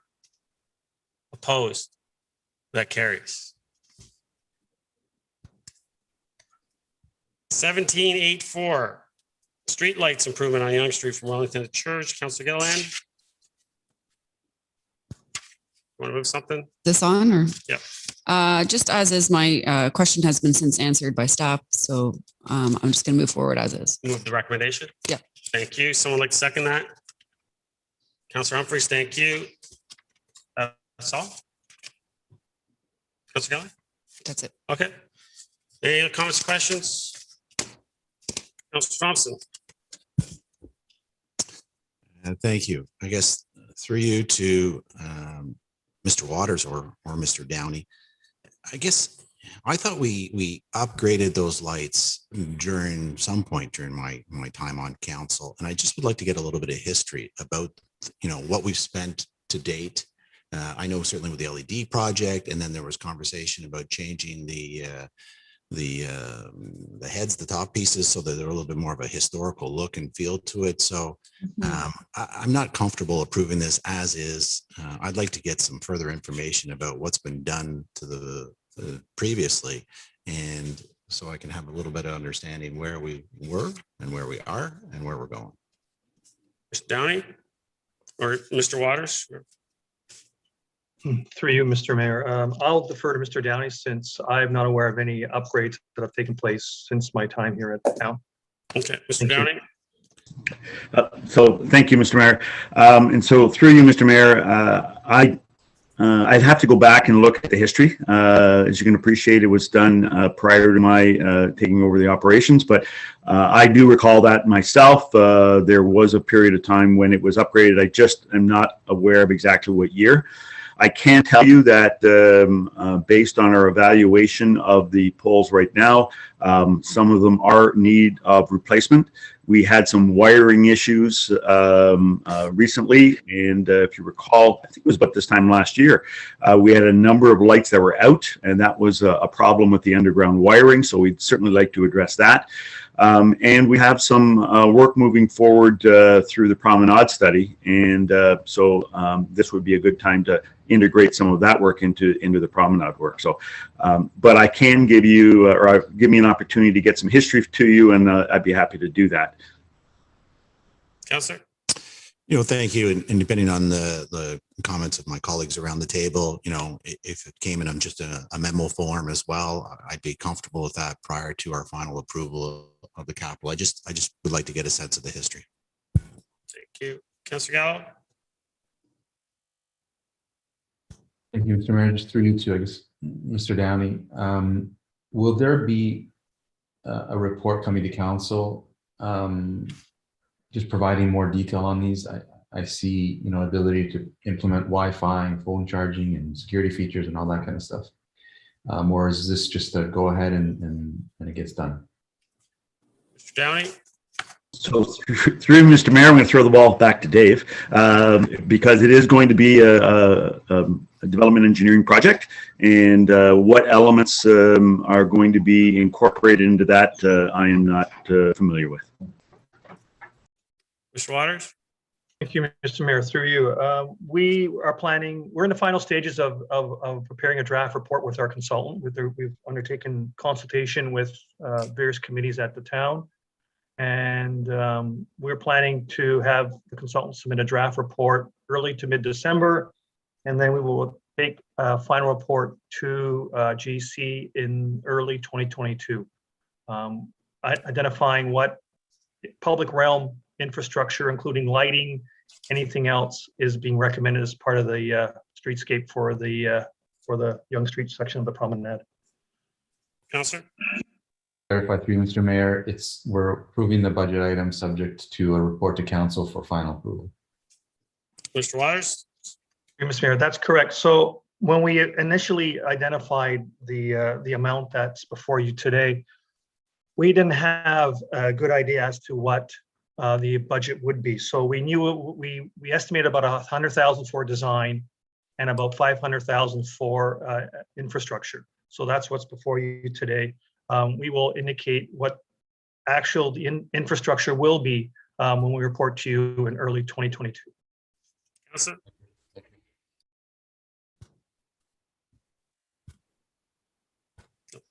Councillor Kim?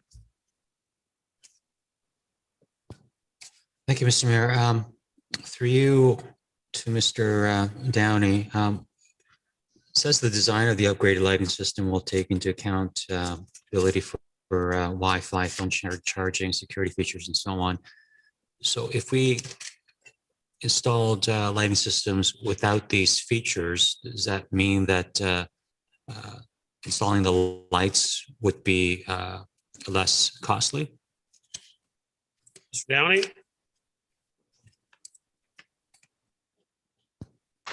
Through you, Mr. Mayor, I'll once again defer to Mr. Waters. Mr. Waters, as is go the ahead. project. Through you, Mr. Mayor, we're looking at moving the street lighting into the 21st century with regards to amenities, and I believe these additional features help to promote a very active pedestrian downtown with a lot of activity. And so this is kind of state-of-the-art infrastructure that we're looking at here and providing. If we can also look at scaling back some of this if the cost is too prohibitive. Councillor? Thank you. I mean, it would have been a nice option to have in front of us as well, what those costs would be if we just wanted these lights just for the purpose of lights. Certainly these additional features are something that's desirable, especially in this day and age. That we have the Wi-Fi implementation coming up in the next section. And that hasn't been officially approved either, but certainly approving this incents us to approve other options in the future because we're paying for this upgrade here. So it certainly is an incentive for all of us to, whether positively or negatively, depending on the individual, on other contract items as well. Thanks very much. Thank you. Councillor Gardner? Thank you, Mr. Mayor. My questions have been answered. I have a question about lighting that doesn't have to do with this. I couldn't find any place in the agenda where I could actually ask it. So after we close this item, may I ask my question? Or perhaps you could suggest when I could ask it. How about, Councillor, because it has nothing to really do with any of the items, if we get to the end and it's a reasonable time, I will allow you to ask that question. How's that? Thank you. Work? That's Okay. great. Any other comments or questions on this one? Call the vote. All those in favor? Opposed? That carries. Council, we're just going to take Mr. Clark's nodding his head and saying we should be taking a break now. So we'll take a 10-minute break and we will be back at 10:50. Okay. And we'll move into growth and new capital. Yes.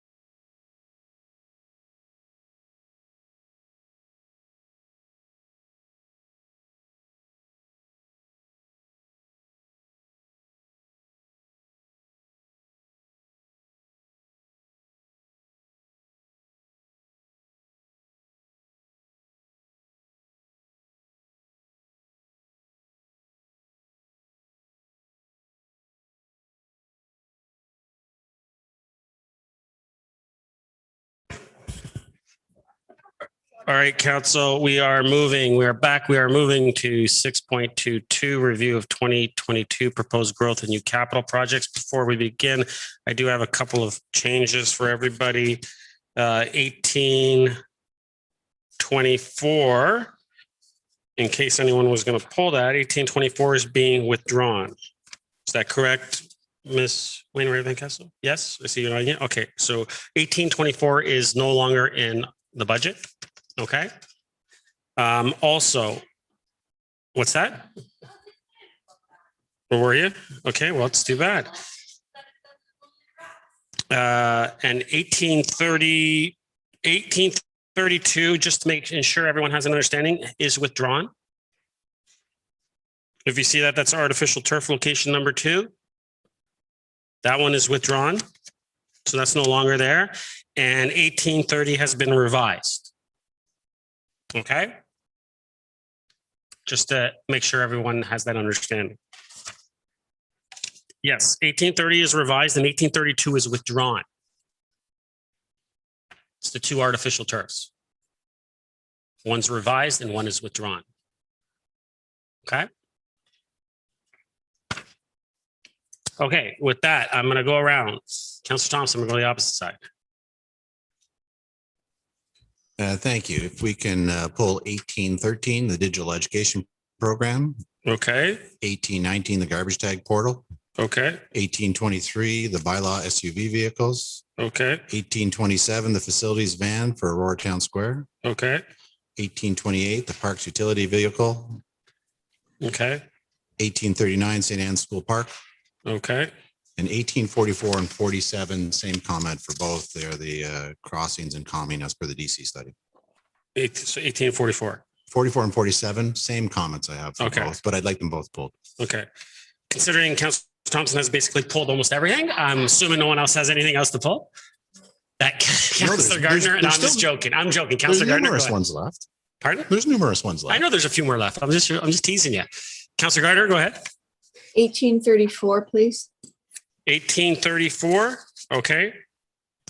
And that is the tree inventory.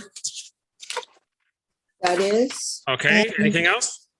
I think that has the dog waste been pulled 1838? 1838. Oh, it's 37. 1837 dog waste. 37. Yeah. Now you'd like that one as well? Yes, please. Okay. Anything else? Is that all, Councillor Gardner? Everything else has been pulled. Thanks. Okay. Councillor Gallo? No, I'll. There's not much left. But can we get a quick explanation about 1824 and why it was pulled, why it was removed, or? I don't want to waste any time, but it looks like we're ahead. Sure. Can we, Councillor, I'll get him to explain that once I get everyone what you've pulled, and then I'll get Mr. Downey to give an explanation on why that one's been withdrawn. Okay. Okay. Thanks. Okay. So you're good for everything on there. Yeah. Okay. Councillor Kemp.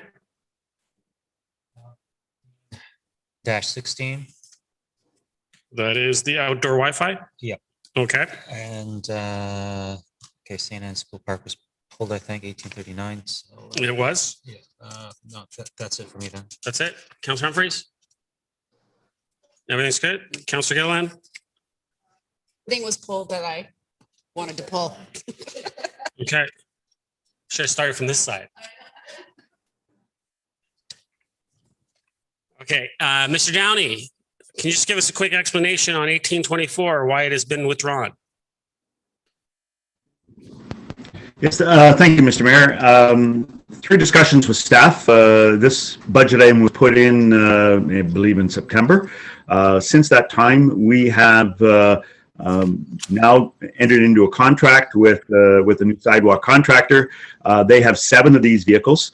And it's my recommendation back to staff is that if we are in a situation where we need access to a vehicle, we should be negotiating with that contractor to get access to their vehicle. And that way we don't need to buy or spend $180,000 buying a brand new vehicle, but rather negotiating an access agreement with the contractor, so that if we can go out and do emergency clearing, for snow that's blown into sidewalks or icy patches or whatever, that actually calling the contractor in. Thank you, Mr. Downey. Councillor Gallo, good. Music to my ears. Thank you, Mr. Downey. Pardon? Sorry. Music to my ears. Oh, okay.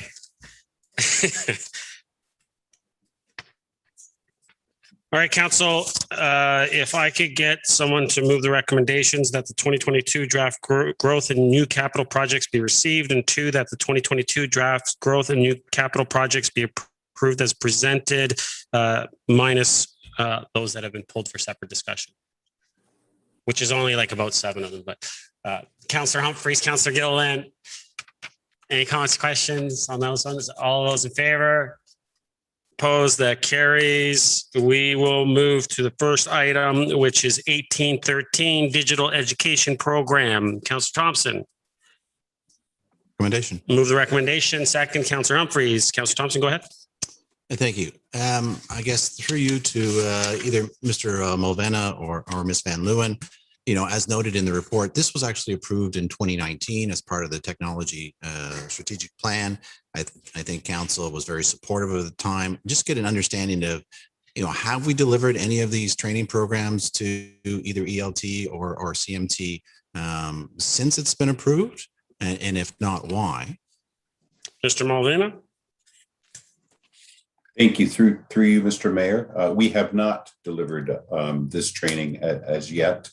We had there's been a lot of other priorities that we've been addressing in the past year, not the least of which was the pandemic.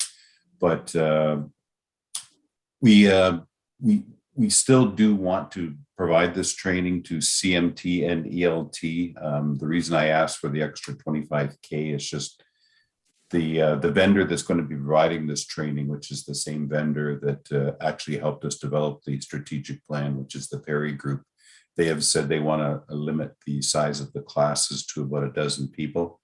So to hit everyone, we need to be able to provide this training twice. Councillor. Thank you. I'm a big fan of the Train the Trainer program so that we can deliver things in-house. And that's really my follow-up question. Mr. Mulvena, I know you have lots on your plate, but at the same time, you seem to be extremely well-versed in this area. And why can we not provide this to our own team members on an ongoing basis? Why do we need to farm it out to a consultant company to be able to repeatedly give the same program over and over? Through you to Mr. Mulvena. Mr. Mulvena. Thank you. Through you, Mr. Mayor. We don't have the training materials for one. We would have to develop it, and that would be quite a use of resources. Using a third-party company to not only develop but also to provide the training just makes it more efficient. That's all. Councillor. Is this, thank you again, through you to Mr. Mulvena, is this something we foresee doing on an ongoing basis throughout the organization for many years? Or do you think this is sort of, as stated here, once the 50,000 exhausted, we're done and we won't be doing it? Because I think if it's part of the long-term plan, then maybe there is value in developing some of these materials so that we can train our people on an ongoing basis, because there is a fair bit of turnover in the the public sector and in the municipal world. And I just think that some of this stuff should be fairly easy to develop. Mr. Mulvena. Thank you. Through you, Mr. Mayor. This will be something, we want to definitely hit all ELT and all CMT right off the bat. That was the kind of the target audience right from the get-go. So everyone that's present in those roles right now would be part of the target audience. But I think going forward, and to your point, I do think this should be an ongoing thing. But I think what we were going to do in the short term was get permission from the Perry Group to record one of the 2 sessions and keep it for ongoing training. Councillor. Thank you. That would sound to be worthwhile as long as there's no fee associated with it, but look forward to hearing about that more in the future. Thank you. Thank you. Any other comments, questions on this one? All those in favor? Opposed? That carries. Next, we have 1816 outdoor Wi-Fi. Councillor Kim, you pulled this one. Yes, thank you. I'll move it as is. Move as seconder. Councillor Humphreys, go ahead, Councillor Kim. Thank you, Mr. Mayor. I'm in support of the outdoor Wi-Fi implementation. My question to staff would be just the schedule of the funding. We had 50,000 in next year, and then another 50,000 23. Subsequent 7 years would be 100,000. Can someone just speak to the breakdown of those costs? Is it? I'm assuming 100,000 is just ongoing maintenance. What exactly needs to be maintained in a Wi-Fi system? Is it just more software, or is that an actual physical maintenance involved? And just the breakout of 2022 and 2023, because from an implementation perspective, it seems like you just install the hardware and you turn it on. I'm just wondering whether we're expanding the services in 2023 to a different location in Aurora, or so if someone can comment on that, that would. Mr. Mulvaney? Thank you. Through you, Mr. Mayor. The bulk of this cost is actually for the hardware acquisition, and there will either be ongoing costs as far as how we connect. So we can adopt a cellular type model, where then we'll be incurring monthly cellular costs, or we can go with a running fiber to the various locations that we provide this service. So there's going to be ongoing costs for that fiber, because we will have to rent it from YorkNet Telecom, which is a division of York Region. That's the cost. So it's a phased approach, and the purpose of this project is to provide Wi-Fi in public areas. So in town parks, perhaps the Yonge Street corridor, we're still working with ELT to determine the right strategy for implementing this and where we should put it. But the costs are for the hardware acquisition, the installation, because it's going to take some outside vendors to install this type of hardware in the parks. And then again, there's the ongoing cost for the not so much for the maintenance, but for the connectivity, whether we go cellular or fiber. Councillor? Thank you. So based on the description and what in our prior discussions, the initial investment will go to Town Park and Library Square, which would account for the 50,000 in 22. And the report lists other locations around town as well. So is the 50,000 just based on other town parks in Aurora that's yet to be identified? And so that's just a rough approximate of what we think we'll need? Yeah, Mr. Mulvaney? Thank you. Through you, Mr. Mayor. Yes, you're absolutely correct, Councillor. It is just an estimate of what we think we will need for the additional town parks in year 2 of the project. Councillor? Thank you. Thank you. Councillor Gilliland? Thank you. I guess my questions were really around the outdoor public spaces and such. I'm in favor of Town Square having connectivity. That's really important, especially when you're around a facility and a building that's meant to have various different kinds of engagement.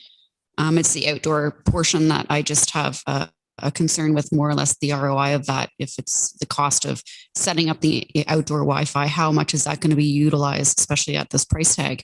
And I don't really recall where it was left when the motion was put forward, but I thought we were going to have a report back kind of identifying those locations and costs. So it's just a bit of a surprise, the price tag of this right now. So I'm just looking at, you're saying it's the cost installation. So are we approving this budget going ahead with it, or are we expecting a report back? Because at this point, I find it's a little pricey to be going forward without really understanding all the options of where we're going to identify and whether it's the use of it is worth the cost of it. Because it isn't free. I mean, obviously the taxpayers are paying for it plus their own phone on top of that. So is there a report coming back? Is this conditional on some sort of report? I'm just not following. Mr. Mulvaney? Thank you. Through you, Mr. Mayor. That's actually a good suggestion, that we can actually provide a report. So we're still investigating what is the best way to provide these services to these public spaces. So we're not really done the technical analysis yet. But I would think in the first quarter next year, if you're in agreement with that, we can provide a report that will definitely outline not only what areas, but what the costs of the technology acquisition will be. Councillor? Thank you. And just with that, I mean, again, like I would separate, I think the town square is just something that to me is a no-brainer, should have the connectivity and the Wi-Fi. But in relation to the other unidentified or identified rather town park area, I just would prefer to have this conditional based on those reports. I want to really see what those costs are going to be and if, you know, the cost benefit to the community and whether that's worth it.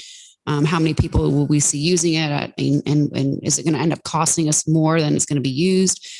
I just want to really make sure that this is a service that is going to be utilized for a cost that makes sense. So I don't know how I would approve this if it would be separated, but I would approve the town square park of it, but I would like to see a report back conditionally approved on that report. Thank you. I'll go to Councillor Kim after I go through everyone. Councillor Humphreys. Thank you. Yeah, no, I understand, you know, maybe some of the concerns for sure, maybe to get some more information, but I do love the initiative. I think it's really important. So a report coming back is perfect. I think that's just, but I do feel comfortable moving forward because one of the things that I think is important, I think the Ontario government is actually going through a huge program right now to provide public Wi-Fi everywhere that they can as well. So for us to continue that and do that in our town, you know, it just provides that extra, you know, service that I think our residents would really appreciate and save on their mobility costs, although they're paying it through taxes. So understood that it's sort of a win-win, not win-win, but I do feel it's a nice to have and we're going into a smart city sort of environment. So I think it's important. I know the mayor pushed this initiative. I think we heard about it, so it's pretty cool. But yeah, a report is great. And I'm still comfortable though, moving forward with the budget. It's 50,000. It's not significant, but I think we're moving in the right direction this year. And I know it doesn't stop here. It looks like we're going to continue that costs for the next few years. But looking forward to the report to sort of summarize, you know, how it's going to be rolled out, you know, how we see it working, where the hot spots are going to be, and as we expand outside of those areas as well from a future perspective. So those are just my comments, but I'm looking forward to hearing more about it as well. But I would approve this today from my perspective. Thank you. Councillor Gallo. Thank you. And I share the comments in terms of moving forward, particularly with Town Park. I think there's still some unanswered questions that would merit a report back. Some of them are, you know, wherever we provide this, there are homes around there. Do they all of a sudden get free internet services? Does it suck up bandwidth? You know, there's so many other questions on how do you restrict access to only people that are maybe around that area, or I don't know, but especially if we go up and down Yonge Street, it opens up a whole bunch of questions that maybe you already have the answers, but I think some more information, I think it would be useful. Thank you. Just in case, are there answers to those questions, or is there any thought put towards that through you, Mr. Mayor? Well, and I think Mr. Mulvaney, I'll ask, but I think he said that there will be a report coming with a lot of those answers. Mr. Mulvaney, yeah, he's shaking his head. So we will have a report coming with all those answers for us. So Councillor Gallo and anyone, I would just say that it's similar to what we did on the last one, where there will be a report coming to us as far as what we did with the skate park. And at that time, we can always say no. So we're not this by just moving forward. This is just allocates funding for our treasurer to be able to put it within the budget. So if we do approve it, it doesn't come in midstream. And yeah, but I mean, whether we didn't conditionally approve that. Well, we conditionally approved the skate park, but there was also another one as well where we moved forward. Which one was that, Mr. Clark? The lights. So the lights, we didn't conditionally, we just approved it, but there will be a report coming and we can in fact turn down. Whatever you guys want to do, I'll leave it to you guys, but I'm just saying that there will be a report coming with the detailed analysis of all of this, and we'll be able to make a final decision at that time. Councillor Gallo? With me? Yep. I'm just going to make one comment. We actually just finished our service level review, if everyone remembers that. And the one thing that was actually in there was accessible public Wi-Fi is one way for the town to increase digital inclusion and establish infrastructure required for future smart improvements. And it was a recommendation of theirs. So I think this, I mean, obviously, I think this is a great way for us to move forward. We are moving into becoming a smart town. And I think that this is something important for us to move forward with. Councillor Thompson. I think everybody agrees with the concept behind it. I think we all recognize that there's value there, but at the same time, we want to make sure that we're clear in terms of the details and what exactly is being proposed. And so I support the idea. Let's bring the report back, make it conditional. We've done this for years as sort of a yellow light. We like the idea, but would love to get the more details. So.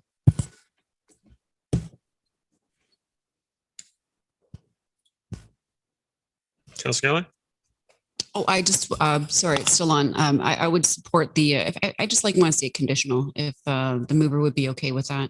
Again, I like the idea of everything. I just really feel more comfortable if it's just set as conditional, so at least we can get that report back. Councilor Kim, you okay with that? Yep. Who seconded it? Councilor Humphries, you okay with that?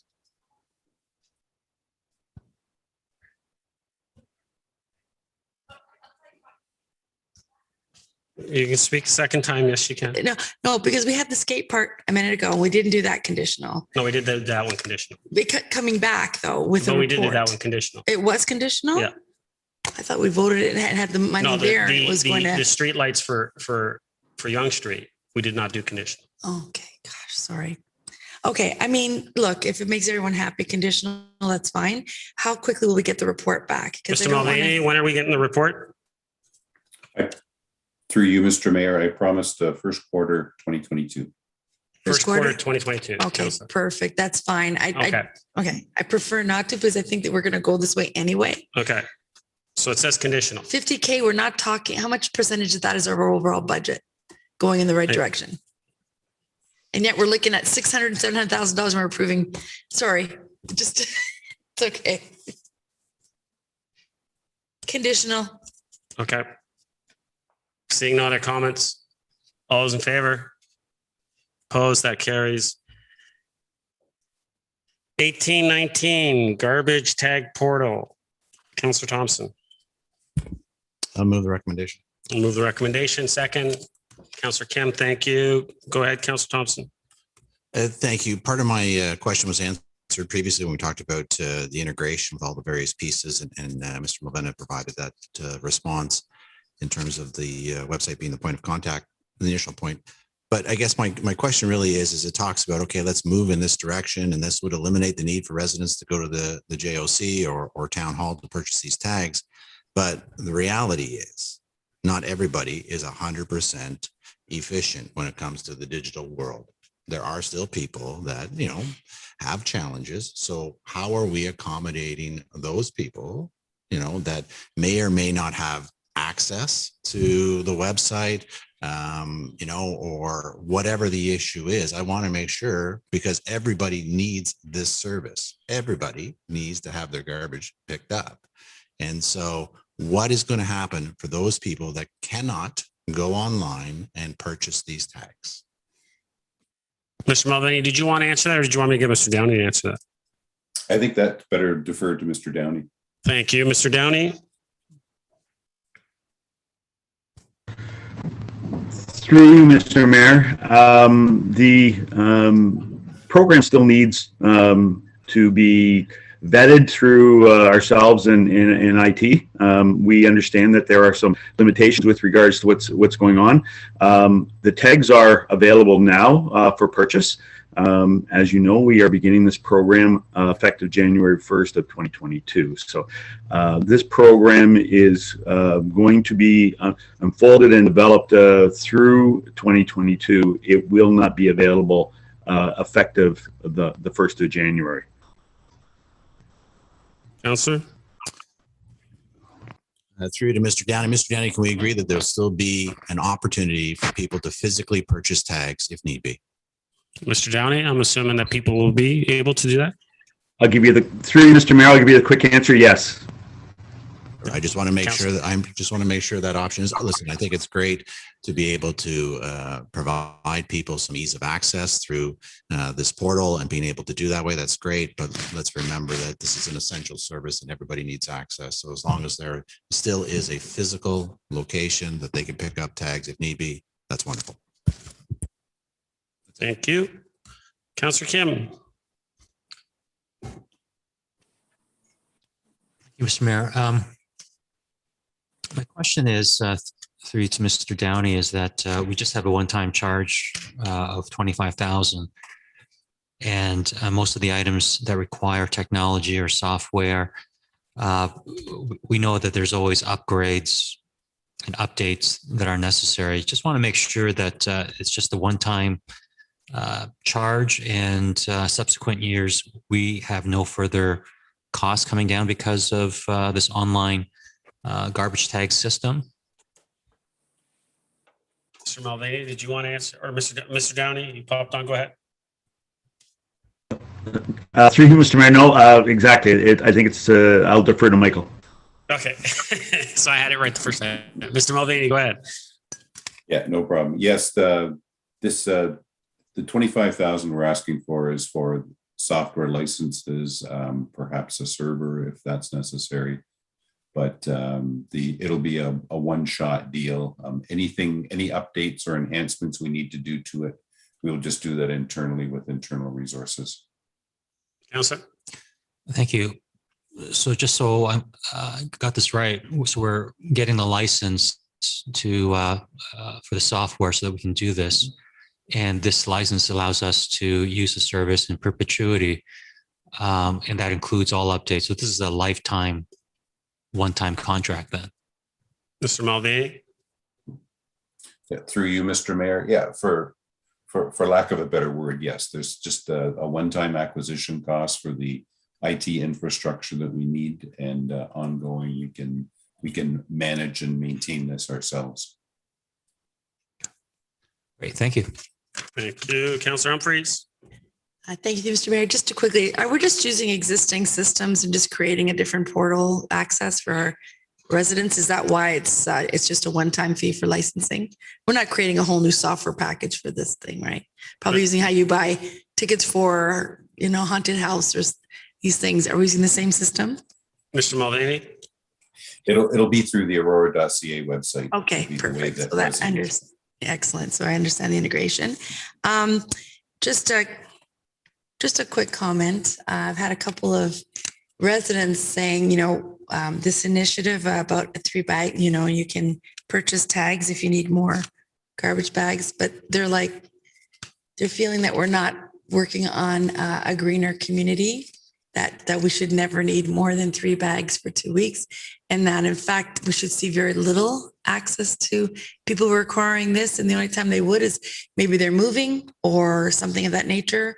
But if people are recycling the way they should, they really shouldn't need more than 3 bags. That's a couple of neighbors and some individuals talked to me about that. Councillor, and I'd make the argument that you don't even need 3 bags then. Absolutely. Should only be 1 bag then. I agree. I don't have any, it's true if you recycle properly, but I'll be anyway, looking forward to that motion. I would love to see, actually perfect. I could see what's going to happen, but I'd love to see once this is in progress. And I know we've had some comments, it's working well. I'd love to see how many we're selling and if it does decline or if it's a steady, just to see how we're doing in terms of our own community. Absolutely. Thanks. I'm sure Mr. Downey will take that into consideration as when a report just updating us on how the program is working. Perfect. Worked over through the year. So Mr. Downey, you just nod your head. Yeah. Is that we'll get something at some point, just evaluating it? Through you, Mr. Mayor, we've already been asked by that. I believe Councillor Thompson brought it up and wanted us to report back on the program. And I promised we would do that. We'll more than likely do that in Q4 of 2022. Perfect. Thank you. Any other comments or questions? No? Okay. Call the vote. All those in favor? Opposed? That carries. Next we have 1823 bylaw SUV ×2. Councillor Thompson, you pulled this one. I did. I'll put the recommendation forward, but I do have a fair bit of questions with regards to this. So I'm No problem. You have just 10 for minutes. just for discussion You have purposes. 10 minutes. Perfect. Seconder? Councillor Humphries, go ahead. Councillor Thompson, go ahead. Thank you. I'll assume this is through you to Ms. Van Leeuwen. I guess, Ms. Van Leeuwen, I just sort of want to understand the need for these bylaw vehicles. We just approved in 2019 a brand new bylaw vehicle, and now the request I get for this year is just the one, but I also note on the budget sheet, there will be a follow-up request the next year for another vehicle. So it'll mean the addition of 3 new vehicles in a short time frame. And the budget sheet looks pretty similar to the one that I read in 2019. And so perhaps you could provide a little bit more overview why we need 3 new vehicles in the span of 4 years. Ms. Van Leeuwen? Through you, Mr. Mayor. This was tabled as part of the 3-year budget, and our intention was to come forward with a completely new regulatory licensing regime. And unfortunately, due to COVID, that was delayed. So I'm recommending that perhaps we can postpone this until next year, and that bylaw intends to come forward with that regulatory regime, which would include licensing tow trucks, Uber, Lyft, car share, like all of these types of businesses. Thank you. Councillor, did you want to postpone? Thank you. So did I just hear that you're proposing that we suspend this and postpone it till next year? I'm happy to forward. You want to move that, Councillor? I You will. want to change it? Just withdraw this then. That's fine. And then we'll just withdraw this budget item. Is that good? Sounds good to me. All right. So we're just going to withdraw 1823. Those are just my comments. I don't know if everybody's in agreement. You may want to ask the other members. Well, I mean, if the director's saying that to withdraw till next year, then there's really no. Perfect. Okay. That's withdrawn. Next, we have 1827 facilities van, Aurora Town Square. Councillor Thompson, you pulled this one as well. I did. I'll put forward the recommendation. Thank you. Seconder, Councillor Humphries. Councillor Thompson, go ahead. I guess through you to Mr. Downey, just I guess to understand the need for a van just to service Town Square. Perhaps you can expand on that. And then I know that as part of our fleet strategy, we talked about optimizing our vehicles, and we keep adding vehicles year after year. And are they being fully utilized? Like, do we really need a van just for Town Square? It doesn't track well with me. It doesn't make a lot of sense given the fact that we have a lot of vehicles within our fleet. Could not some of them serve double duty? Perhaps some additional information would be valued. Ms. McDougall. Thank you. Through you, Mr. Mayor, I can certainly help in support of this or providing information on this. So with the past, obviously, we've always had 22 Church Street. We've always had the library. But in the past, as noted on this request, this site would be, or this van, this vehicle would be servicing not just Town Square. Obviously, that would be unnecessary. Currently what's happening is that we have other vans, other vehicles, as you mentioned, that address and are supported for the rec centers and the tasks that are required for deliveries, pickups, returns, what may be needed for those centers. What's happening with this site, which services, and our goal here with this ask is to service not only Town Square, but obviously the library, Victoria Hall, Armory, would be to enable that facility staff member to deliver those items that may be needed and supplies. At this point, what's happening is that staff are using their own vehicles, submitting charges for mileage for them, and obviously there's wear and tear on personal vehicles for that. So this ask is certainly with the expansion of this project going from an additional square footage that's being added, a lot more amenities, a lot more unique services that are being added to the site, not to mention the addition of the outdoor square, which will be host to a variety of events and gatherings that could provide and require additional services from our facility team, which would draw those vehicles from other centers that may be needed. So this ask is based on what we feel is an increased demand that's going to be put on our staff for the expansion of Aurora Town Square, but also because we've already are experiencing them using their own vehicles to service what we already have. Councillor. Thank you. And certainly, I'm comfortable, moving away from the use of personal vehicles into part of our fleet.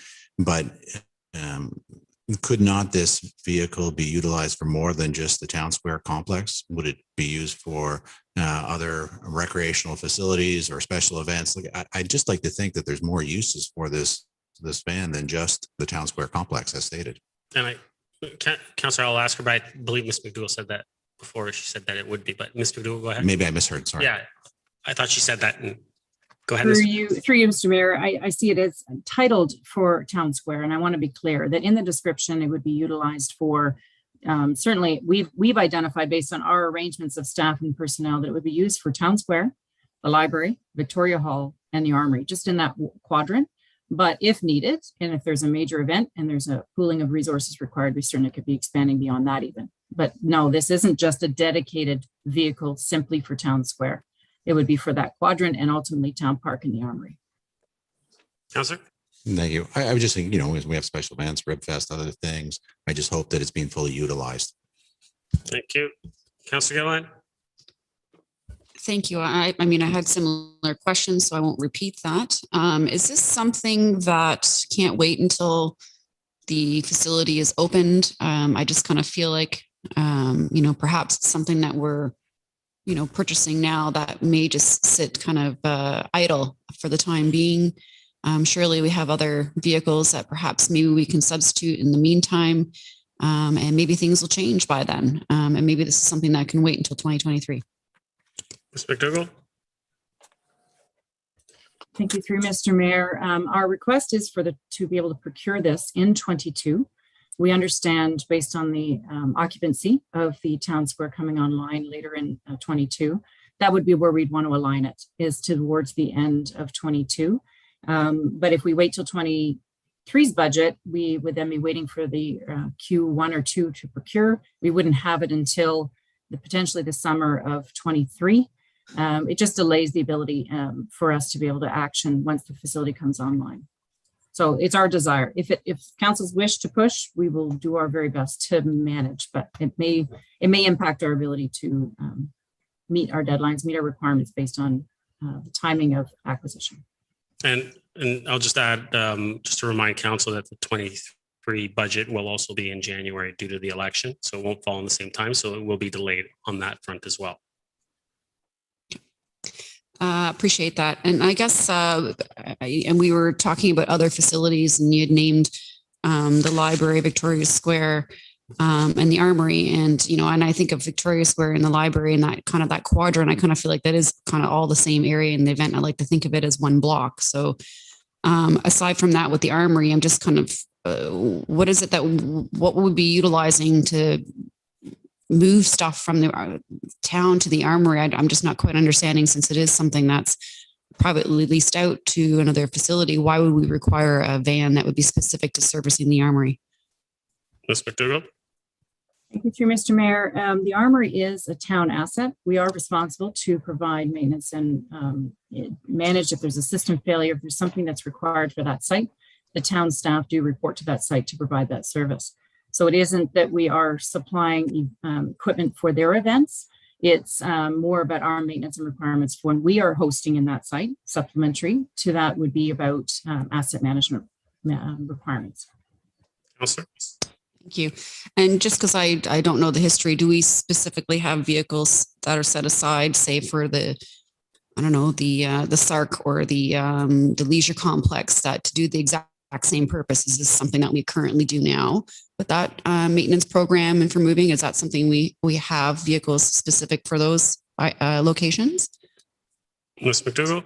Through you, Mr. Mayor, there is a facilities fleet that we do have. It's a small fleet, but we do have other vehicles that service the other recreation major complexes that we have. Yes. Councillor? Thank you. And then prior to Town Square, and obviously having already the library and the cultural center, what we were doing before, you were suggesting we were just using personal vehicles and we were logging our mileage and we're compensating that way. And now that we're, obviously increasing the facility, that it's going to require more maintenance, and just have a dedicated vehicle make more sense, as opposed to this hodgepodge, helter-skelter way of logging gas mileage and usage. Is that correct? Ms. McDougall? Through you, Mr. Mayor, yes, that is correct. That's our goal with this request. Thanks. Thank you. Councillor Gallo? Thank you. Just a quick question for you. Was this vehicle part of the fleet strategy that we did recently? Ms. McDougall? Through you, Mr. Mayor, this would have been a request and it would have been understood as an ask. I'm not sure if Mr. Downey would have that readily available if it was included in Ms. Steenkamp's assessment, but we've been tabling this since we knew this facility was coming online for us. So I apologize, I don't have that answer, but I could certainly look into it for you. Okay, I wouldn't mind knowing that as well. While I know very little, just cursory understanding of the marketplace out there, there are issues with getting vehicles and cost increase of vehicles, some chip issue, again, very, very high level. Have we taken into account any of that with this vehicle and more generally other vehicles that we're purchasing? Ms. McDougall, did you want to answer that or did you want me to go to Mr. Downey? Well, I might defer. I can go to Ms. Wainwright Van Kessel if you want, because I know that that's not necessarily for you to answer. Ms. Wainwright Van Kessel? Through you, Mr. Mayor. So this vehicle, if there's any costs that are over or under, we can manage that with some of the delegated authority for moving project costs up to 10%. So that will help us manage within the vehicles group itself. These are growth in new vehicles, so we would not be using it the same way we'd be with the capital program in the R&R, but we do have that delegated authority to manage if some vehicles cost a little less or a little more. Councillor? Mr. Mayor, I'm just curious whether anybody has put some thought to that in terms of budgeting that, whether it'll affect it or not, or is it just there's a buffer there and we'll deal with it if it is, but has anybody looked into it?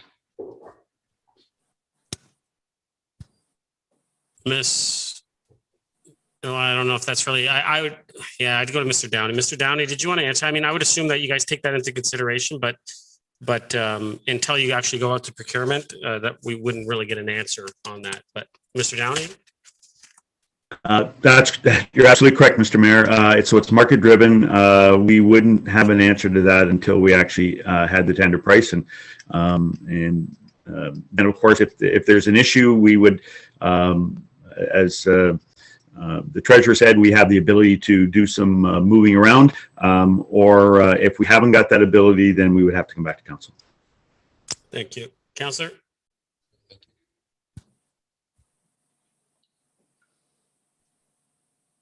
Councillor Gardner?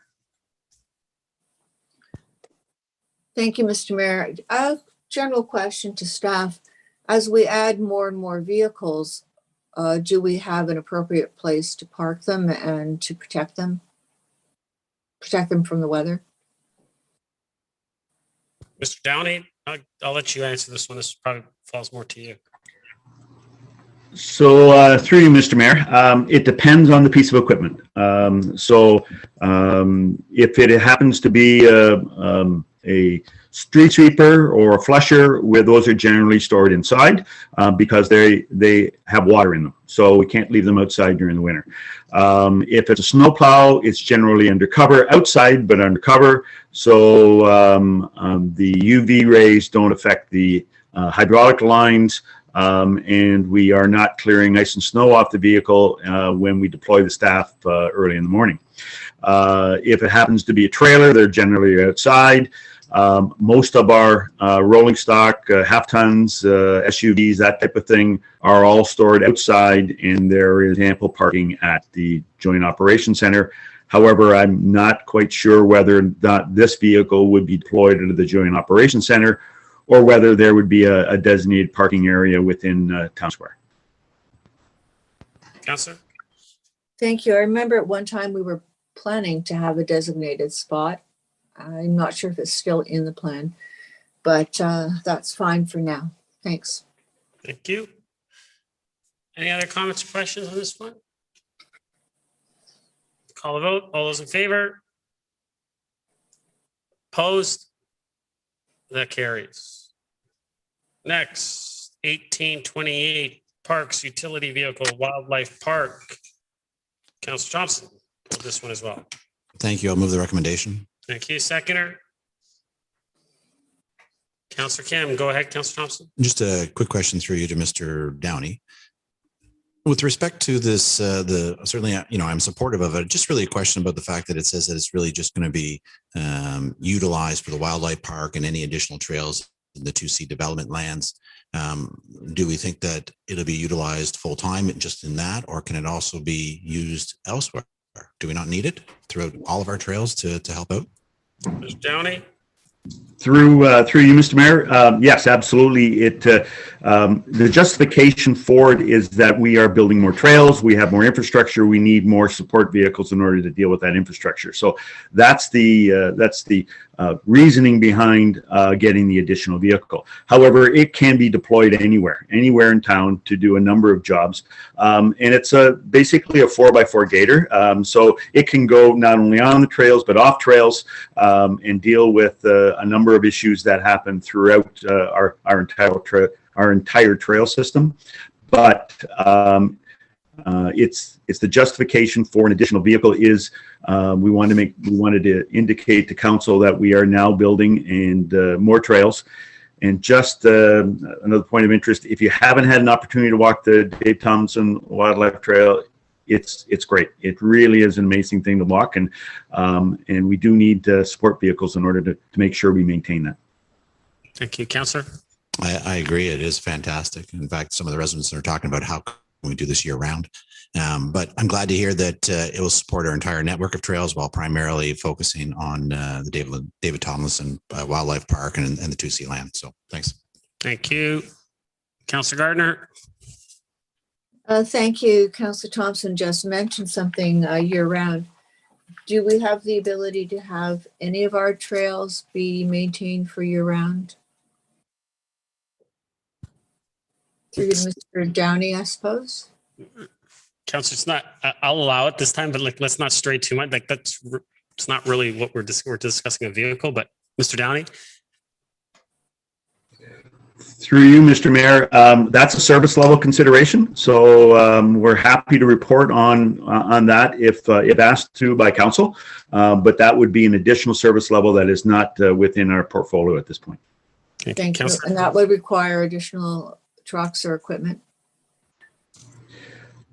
Through you, Mr. Mayor, if you want me to answer. Yeah, go ahead.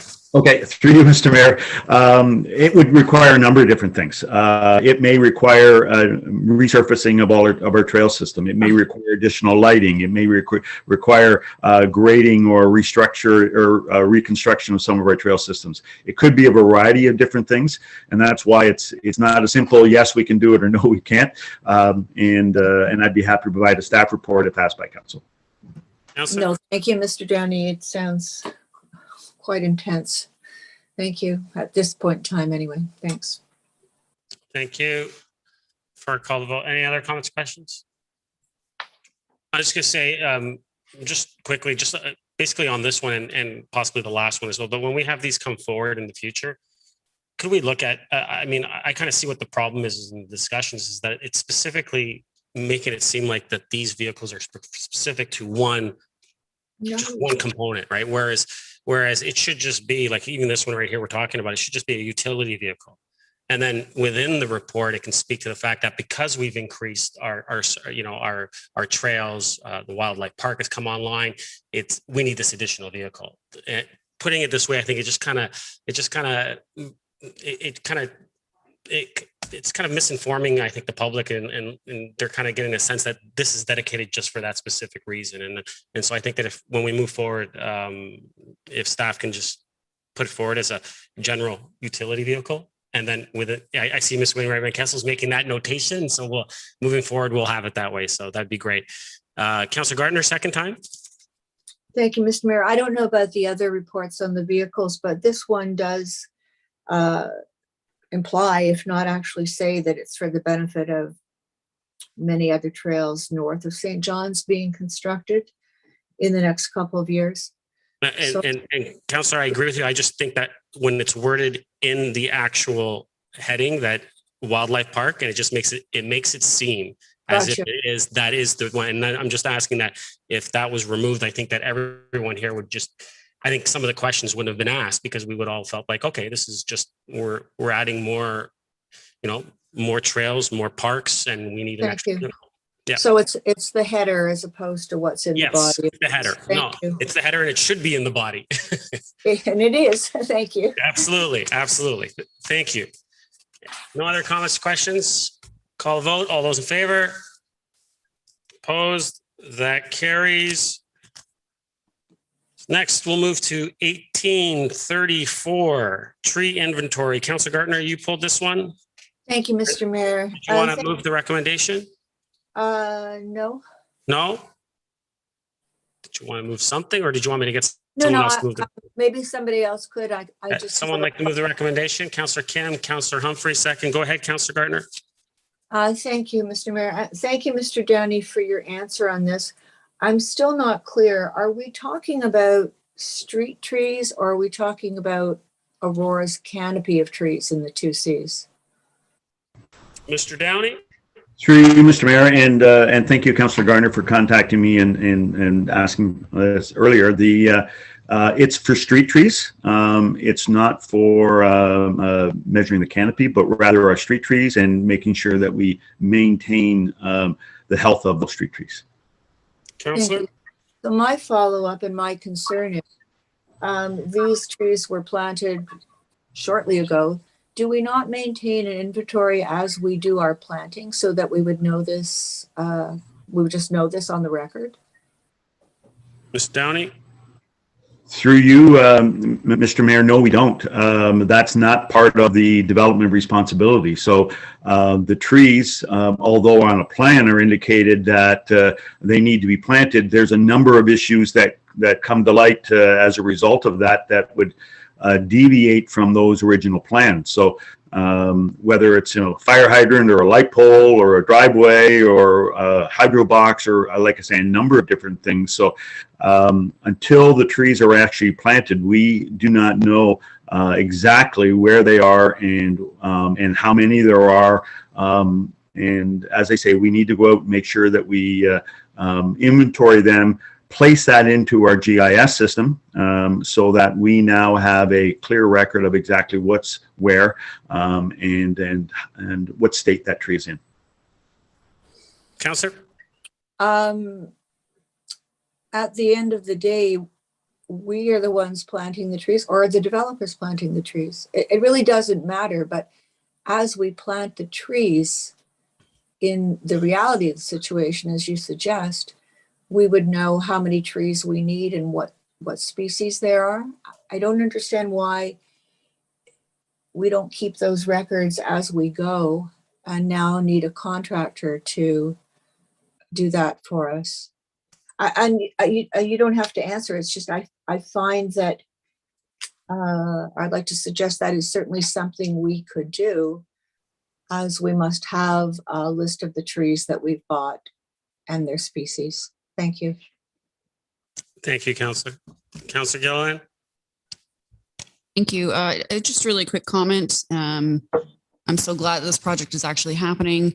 I know this is something that we had talked about when we were talking about carbon capture and diversity of trees and, the size of trees and such. And obviously we have a very outdated policy when it comes to the tree inventory, especially since it was done prior to 2016, before all that development had happened in the northeast quadrant. So I am looking forward to this coming back and keeping an eye on the diversity of our trees, what we're utilizing, the carbon capture, the size of the trees. I really think this is important, especially moving forward, to make sure that we're protecting our green space, the carbon capture, and doing our due diligence to make sure that we keep Aurora green. So thanks so much. Thank you. Any other comments or questions? Call the vote. All those in favor? Opposed? That carries.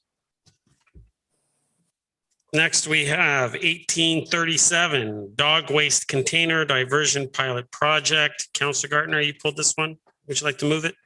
Yes, I would. Thank you. Thank you. Seconder, Councillor Gilliland. Thank you. Go ahead, Councillor Gartner. I don't believe it says here what we're going to use, what area we're going to use for a pilot study. Okay, Mr. Downey, what area? So through you, Mr. Mayor, so this capital budget item is in response to a staff report that was presented to council on April 20th, 2021. It's staff report OPS 21-008. And the pilot project was done at the Canine Commons. It's already installed. It's already being used. It's already been cleaned out twice. And then we have identified in the report 9 other locations where the additional 12 devices are going to be installed. I can go through those locations if you like. No, thank you. And so I guess Canine Commons was kind of a pilot project, and from what you say, it was successful.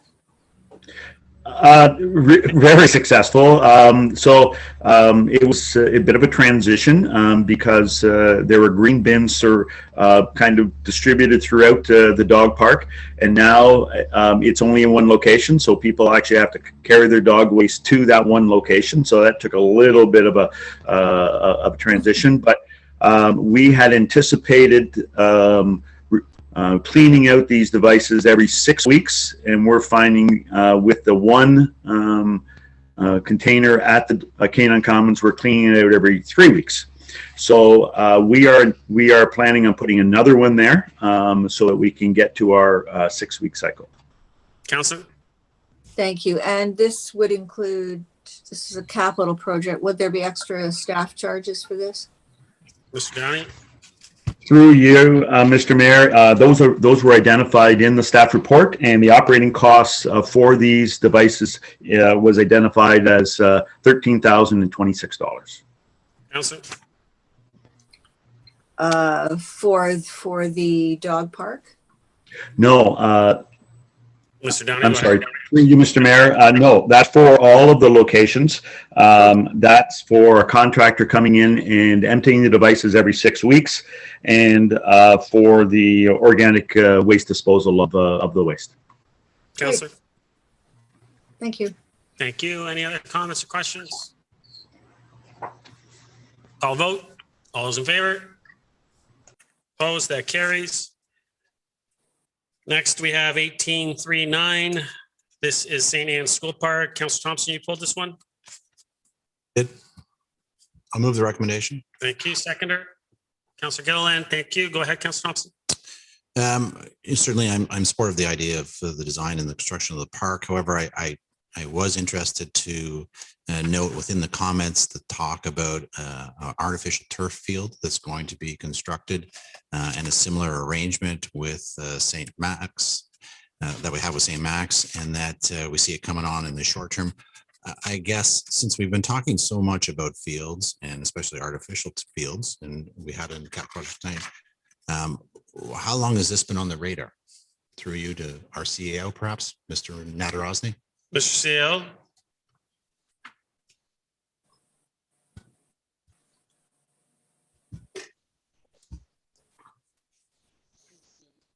Pardon?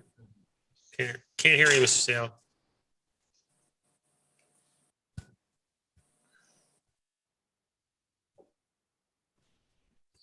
Still can't hear you. I think you're going to need to log out and log back in, Mr. Sale. Mr. Downey, did you want to? Certainly, if you want to, I can help out a little bit because both Mr. Waters and myself and the CAO have been involved in this project. So it's been ongoing for quite a period of time. It has been led through the CAO's office. We have held meetings with St. Andrews College regarding this. This staff report is in response to some of those discussions. However, this capital budget item is in response to those discussions. However, we have not presented council with staff report, which is the intent. We are awaiting approval of the Shining Hill development, or council approval of the Shining Hill development. Once that staff report is presented and approved by council, we will be immediately presenting to council a report outlining the components that we are looking at or discussing within this park, and the cost implications, who's paying for it, what the operating costs might be, and council will have an opportunity then to thoroughly vet all the elements within this park and the costs associated with those. Mr. Sao, you're back. Did you want to add anything? Through Mr. Mayor, sorry for that. No, I think Mr. Downey covered it. I was going to just, I'm sure he started with the fact that this came on the radar with the potential development of the St. Anne School and the potential for a partnership, all of the details of which would be brought to council before we would move forward. Thank you, Councillor. Thank you. Just a comment. I mean, you know, I fully understand that there are a lot of dominoes in place that still have to fall and that it is potential, but at the same time, we've been having multiple conversations around field strategy specific to the fact that, you know, we're looking to offset the loss of the Magna Fields in 2025. Seems every week we have this conversation, and every week a new piece of information is being unveiled. Again, I'll go back to the point that if we're going to have a talk about a strategy and how to address this loss, it would be nice to have all of the pieces of information in front of us at the same time so that we can have a fulsome discussion and make good decisions. It's, you know, it's challenging at best to deal with this in isolation. Thank you. Councillor Gallo. Thank you. I share those viewpoints, as all of you know. With this one, what I heard from Mr. Downey, I really like. That, you know, we're going to put some more information together and then come to council with a report.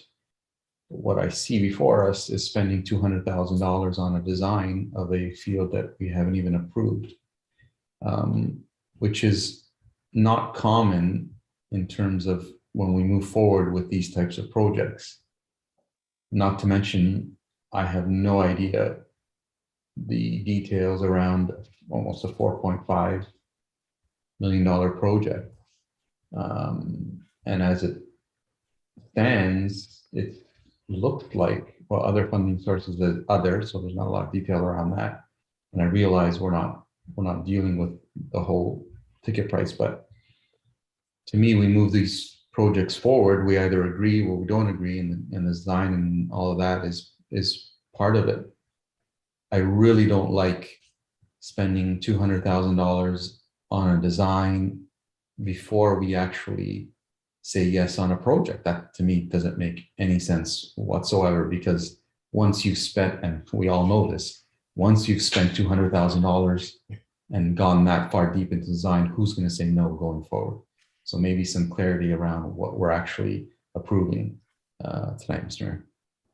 Today. Yeah. Through you, Mr. Mayor, our intention would be that we would not start any of the formal design work until we had approval from council to proceed with the project.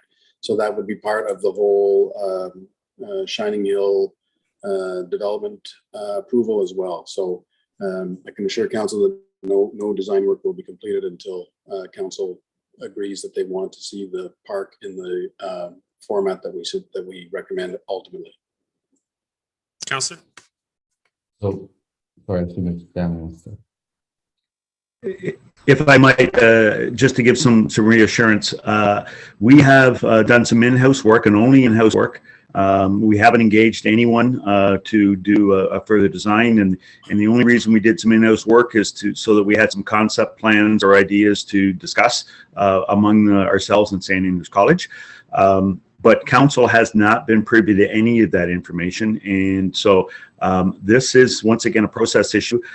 Since we didn't want to come forward with a mid-year capital budget item as part of that report, we are asking council to approve this. However, once again, this should be subject to staff coming back with a report outlining all the elements that are within the park, the funding model, which you do not see, and any partnership arrangements that we might have with St. Andrews College. So thank you, Mr. Downey. Councillor Gallo, and maybe if everyone, how about we just make this conditional upon the further report that comes back to us? And if everyone's good with that, then we'll do that. But Councillor Gallo, go ahead. Yeah, Mr. Mayor, I'm happy with that. I just don't understand why we've put $200,000 and separate from the whole budget.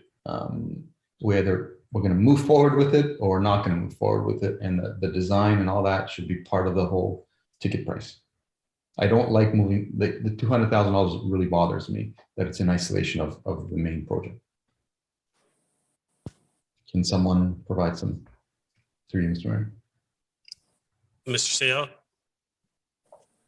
Through you, Mr. Mayor, the intention of putting the 200,000 in this year's budget was that if council is supportive of ultimately, again, the whole design of the subdivision as well as the park and whatever partnership we can bring forward, then that would have the money in the budget for this fiscal year to do the planning, since the park would likely not be started this year.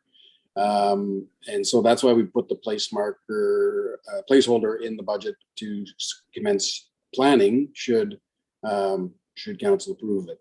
That planning would result in the final layout of the park and the complete estimate of what we expect the capital works to cost.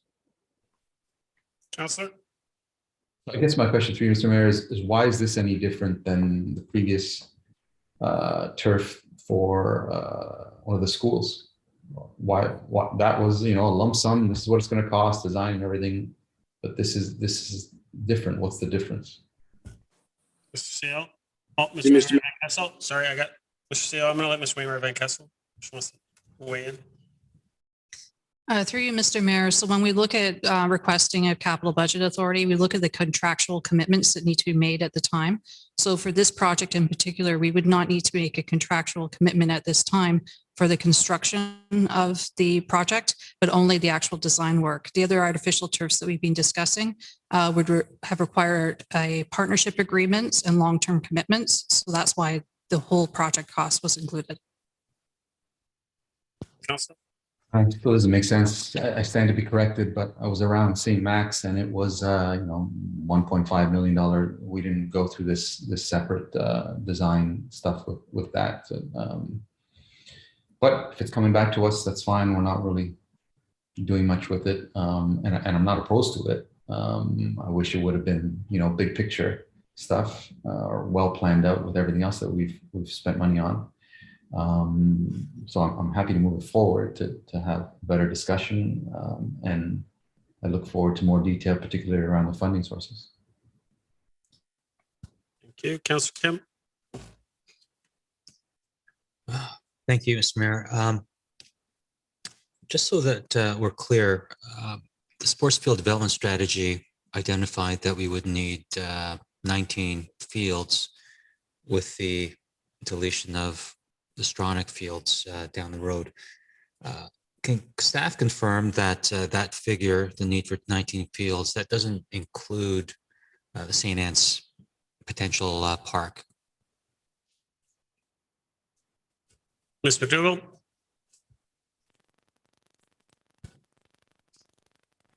Oh, Ms. McDougall, your mic's not working again. And it's why we need to get back in person. We'll talk about that more next week. Ms. McDougall, can we hear you now? I don't think we can hear you. Still can't? Oh, I can hear you now. Go ahead. Thank you. Sorry about that, Mr. Mayor. I haven't done anything with my computer, so I'm not sure where it went. But anyway, I'm happy I'm back. So with the field strategy, certainly with the loss of Magna, now the Stronach lands, it is 19 fields that we are losing come 2025. With the strategy of replacing that, I think it's important to note with artificial turfs, obviously, it's not one for one. Artificial turfs definitely can supply more accommodations. In far as the St. Anne's lands, that was not part of the scope of work originally. This would be certainly a benefit to service not only maybe the loss, supplement the loss, but also for growth as Aurora continues to grow. Councillor? Great, thank you. I think it's important to note that this was not part of those figures. The other two fields we discussed, and the one that we're going ahead with GW, or some of the costs that has been discussed was. Order, Mr. Mayor. Should we be careful? Yeah, not to I let was just others out in the thinking, public Councillor. speak? Yep.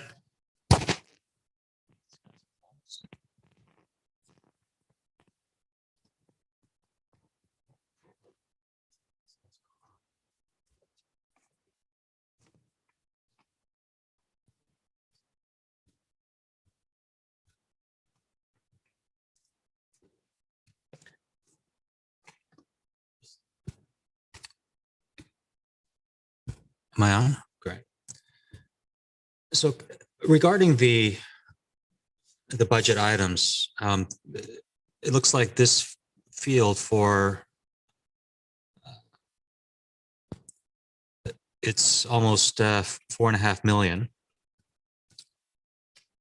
That seems excessive compared to other fields that other municipalities have constructed.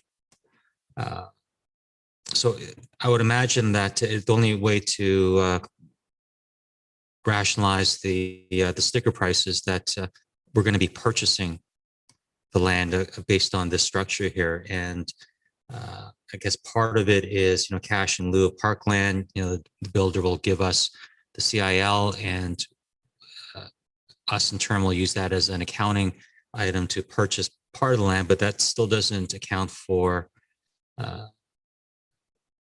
large sticker price. So if staff can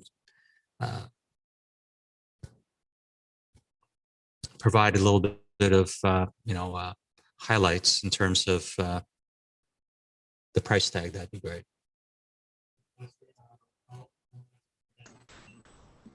I'll ask Mr. Downey that, but I think that we'll get that in a subsequent report that comes to us at a future GC in regards to this. But Mr. Downey? So through you, Mr. Mayor, you're absolutely correct. All of that will be detailed in the staff report. I can give you a little bit of information with regards to it. So one of the reasons that we have not presented this report to council is because we actually haven't got a park yet. And we won't have a park until council has approved the development. And within that development, you will then be identifying a park. But in discussions with St. Andrews College, they have indicated what their needs are, and their artificial turf requirements are actually greater than the town standard. And so this is an upgraded artificial turf field. And in discussions with them, I'm saying, well, if there's a premium, then that premium really should be paid by St. Andrews College. And all of that information will be part of the report that we present to council. So we're somewhat premature bringing this information to council, other than the fact that we want to make sure council is fully aware that there's a capital budget item on the books, and the staff report will then be referring to that. Councillor? Thank you, Mr. Downey. Yeah, I can wait for the final report. I think I was just looking at other venues. I just had a little bit of a sticker shock in terms of the pricing based on the brief information that we have in front of us. Thank you very much. Thank you. Councillor Gardner? Thank you, Mr. Mayor. I agree with Councillor Gallo's comments and Councillor Kim's comments, but I would also like to add, we've never done a partnership with a private school. Usually private schools provide their own facilities. And I'm uncomfortable with doing a partnership with, excuse me, a high-end school like this. It doesn't sit well with me at all. And I will wait for the report, but I'm not in favor at the moment for sure. Thank you. Councillor Gallant? Thank you. Most of my questions were answered, other than the fact that I know we were talking about conditionally approving. If we were to conditionally approve tonight, is that going to hold anything up in this process? Through Mr. Mayor to, I guess, Mr. Downey? Yeah, Councillor, and I'll ask Mr. Downey. I don't think it will. I think what's been said is that nothing would move forward unless we approve the actual development.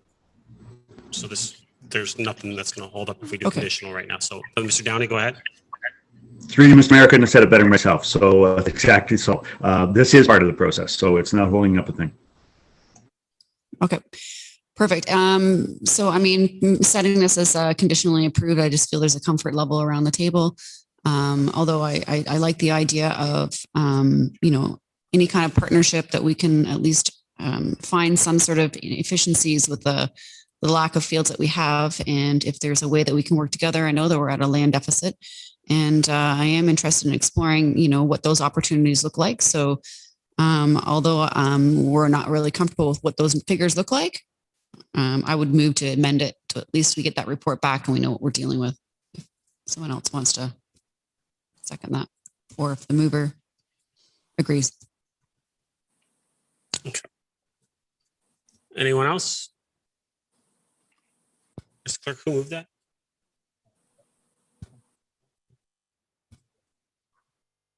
Councilor Thompson, you okay conditionally? Councilor Gilliland?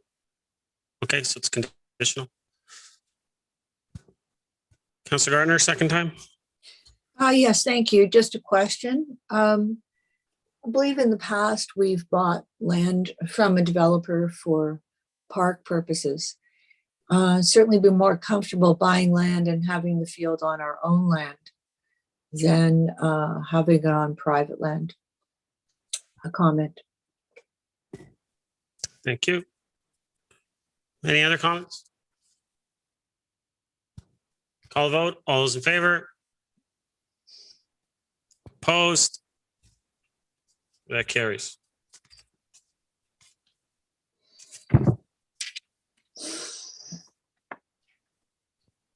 Council, next we have 1844 pedestrian crossings as per 2019 DC study. Councilor Thompson, you pulled this one? I did, but I won't put forward the budget request. Does anyone want to move forward with the budget request? Councilor Gilliland, second. Councilor Kim. Councilor Thompson, go ahead. Thank you. I guess I just want to further understand it. So, you know, the title is asking for a budget increase of $72,000, even though we have a previously approved budget of 144, and they're quoting the 2019 DC study. But it's just having it as a placeholder, and then it's saying, look, in case we install these at all these different locations, and there will be separate reports on all these locations, and it's got to meet all these warrants. So I'm not really comfortable increasing the budget authority on the potential for these to meet the warrants. Why don't we just go through the process? And if they meet the warrants, then so be it. We've only spent $67,000 to date of the 144,000. So there is funds available should these or some of the other ones qualify. But I just don't see the need to increase the budget request on the possibility that any one of these or all of them will necessarily warrant these pedestrian crossings. So I guess my first question is for you to Mrs. Wainwright Van Kessel. Why are we referring to the 2019 DC study as the rationale for increasing the budget authority? Does it have to do with the capturing of these dollars? Ms. Wainwright Van Kessel. Through you, Mr. Mayor, this would be a better question for Mr. Waters or Ms. Mahale if she's on the call.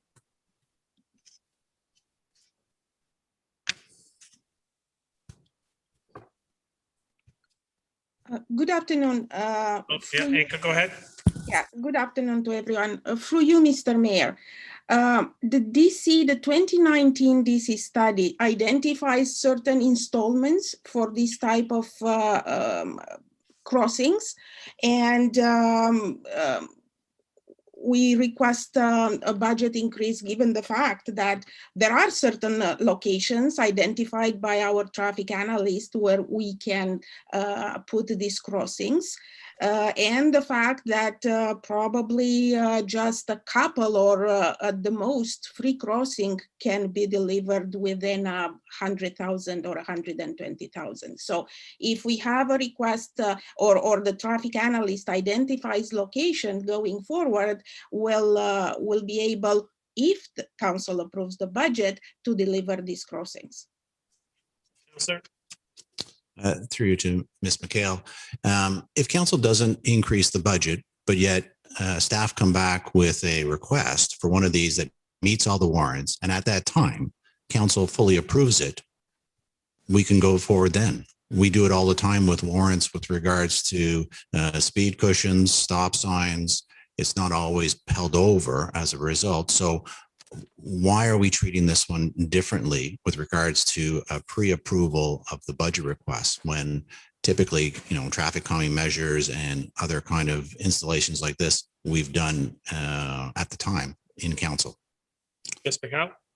For you, Mr. Mayor, we can do this, of course. We can, if council doesn't want to approve an increase in the capital budget, we can definitely come back to council with a location and the report highlighting everything that we need to do there and the cost estimate, and council can approve these at that time. We can do that too.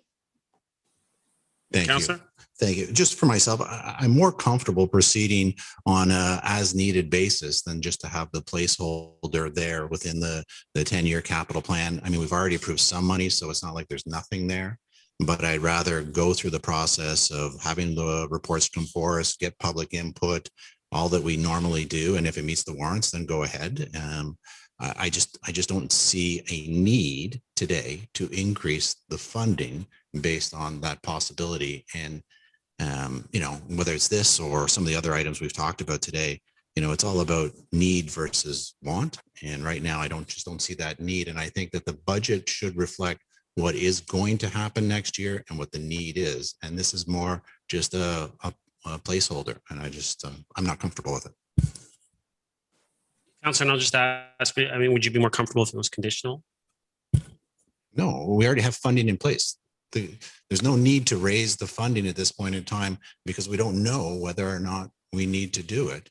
And so there's still money in the bank, so to speak, to pay for some of these pedestrian crossings. So I'd rather cross that bridge, so to speak, when we get to it. If all of a sudden we have a number of these crossings that exceed the budgeted amount that we have already placed, I don't see the need to increase it at this point in time. So you'd propose that we withdraw these, basically. That's what you would. I'm just asking what you would like to see. I didn't put the motion on the floor. The motion is on the floor to do so. I'm just expressing my. I understand, but I'm trying to get a sense of what you're expressing, which is you would prefer to see these withdrawn and say we can deal with them as they come and as they're needed.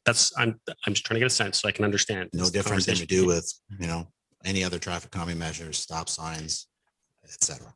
Okay, thank you, Councilor Gardner. Thank you. To Ms. Mahal.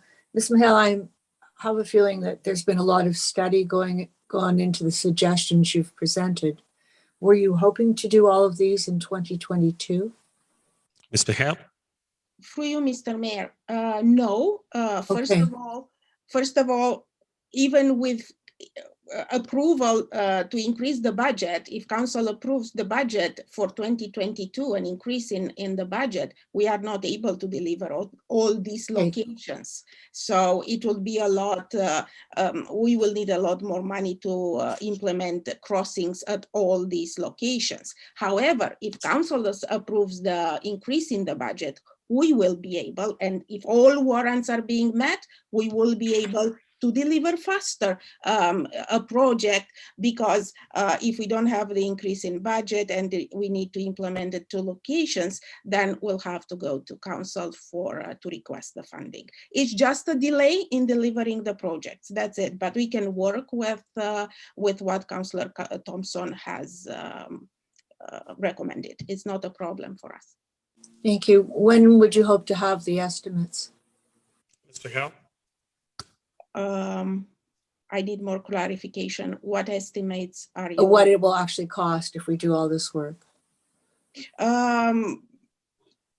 Looking at its location and identifying the type of crossing and the wiring for flashing lights, and this is going to be done part of the investigation when we choose a location. And definitely to deliver a location, we'll need to discuss this, to have a public consultation and discuss this with the community.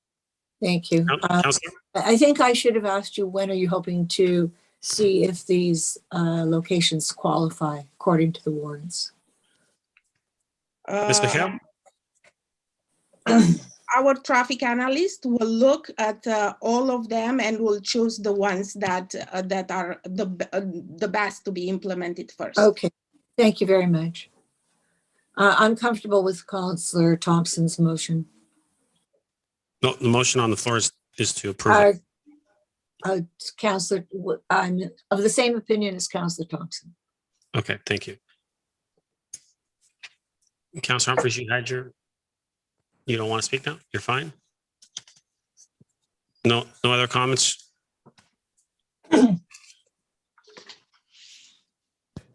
I know you have. Well, I'll go Councillor Humphries and then back to Councillor Humphries. Thank you, Mr. Mayor, and I understand where Councillor Thompson is coming from because these things come to us and they're, but it looks like, from this perspective, I could have it wrong, but it's sort of a town-wide initiative, sort of a larger view versus the one house. So I kind of get it. And the one thing that I am very much favor of is the fact that this does provide some sense of traffic calming as well. So these streets, have issues with speeding and perhaps, it's not worthy of them to have traffic calming measures, but inserting crossings will allow that as well.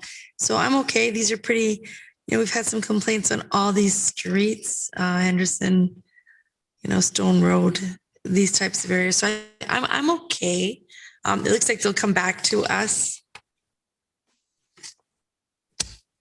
Thank you. In any case. I'll just Ms. McHale, this is what I got out of what your comments that you made is that regardless if council approved this or not, that staff would still be looking and identifying areas within the town and would, if they meet warrants, that they would bring them to council for approval. It's just that without the approval of this, it might take a little bit longer.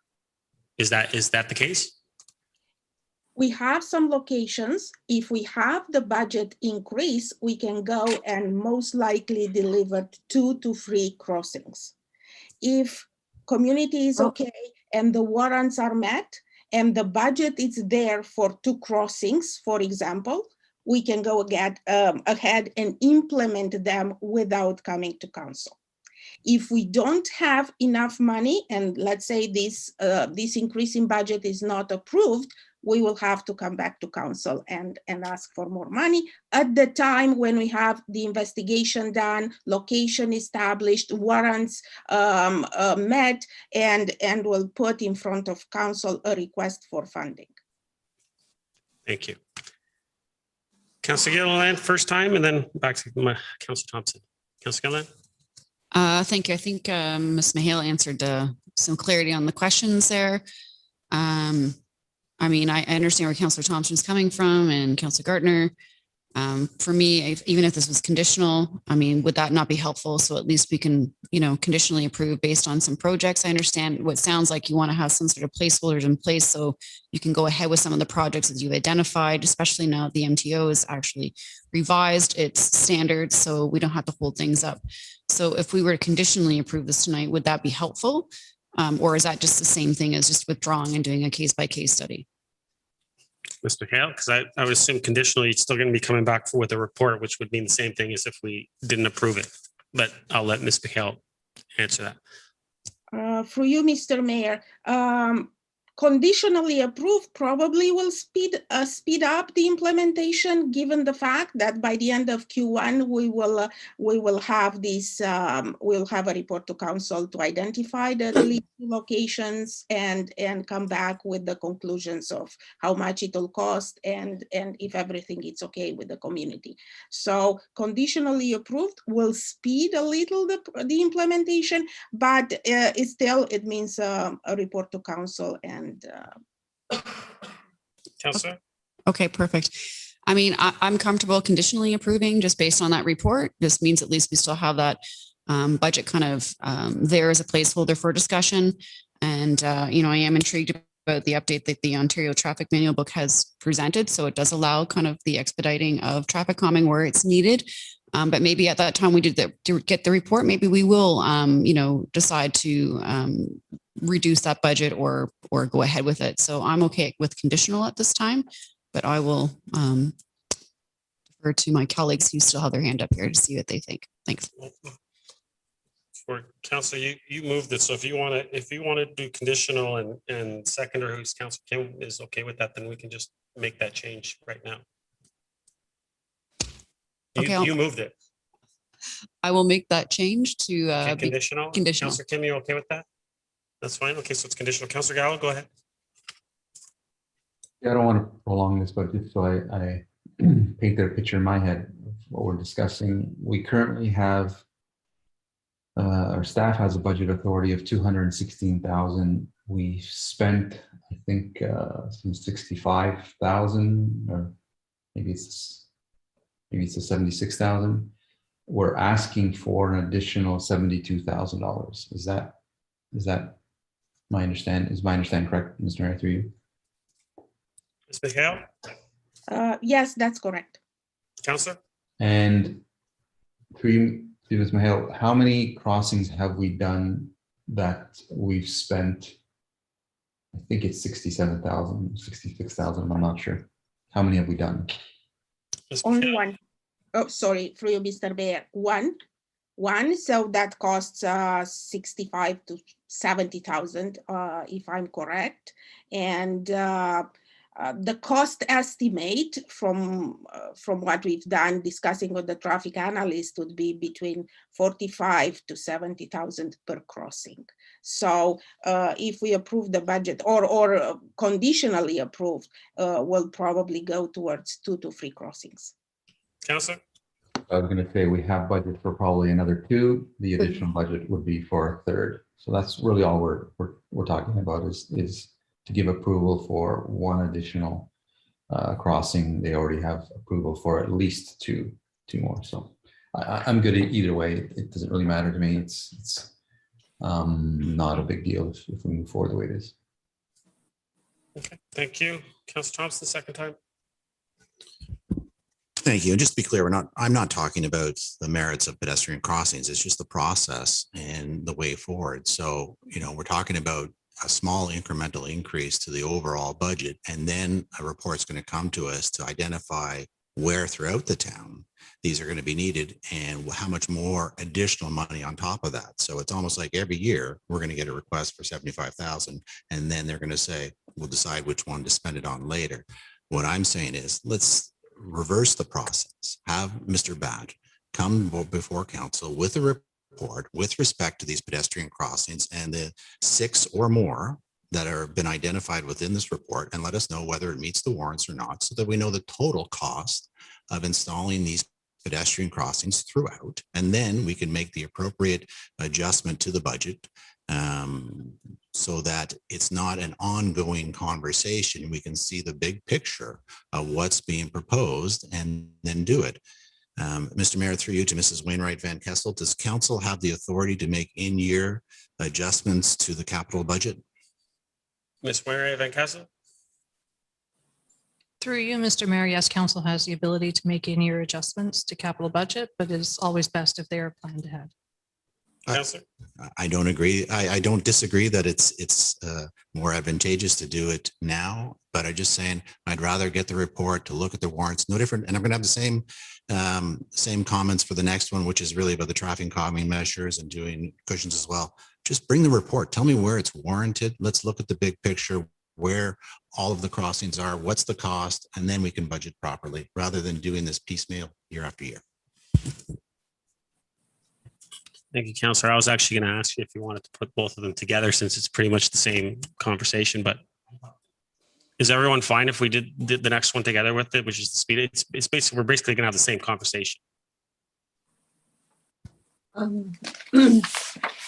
Councilor Gardner? Which one are you talking about, Mr. Mayor? Right, the right next one is the last one that was pulled was the traffic calming as per DC study. It's the exact, basically it's the exact same. We're doing the exact same thing as we're doing in this one. We're basically, I think we're all going to make the exact same comments. I'm just going to, I'm going to change my opinion on this one. I wasn't reading the top line of the budget correctly. So with this money, we've done 1, and we'll probably only be able to do 2 more in 2022 with the additional money. And I'm fine with that. I hope we could do more than 2, but I'm fine with this as is, not conditional, just as is. We need to do them. Okay. And I'm just going to ask the mover and the seconder, since if we're adding it, are you guys fine with that? And we'll also make it conditional as well, make it the exact same. You guys are both good with that? Okay. So we're doing- Mr. Mayor, what will the motion say? So 1844 and 1847, they will be conditional upon further report. That's what the mover and the seconder wanted. Right. Okay. Thank you. Any other comments? All those in favor? I need hands up. All those in favor? Opposed? That carries.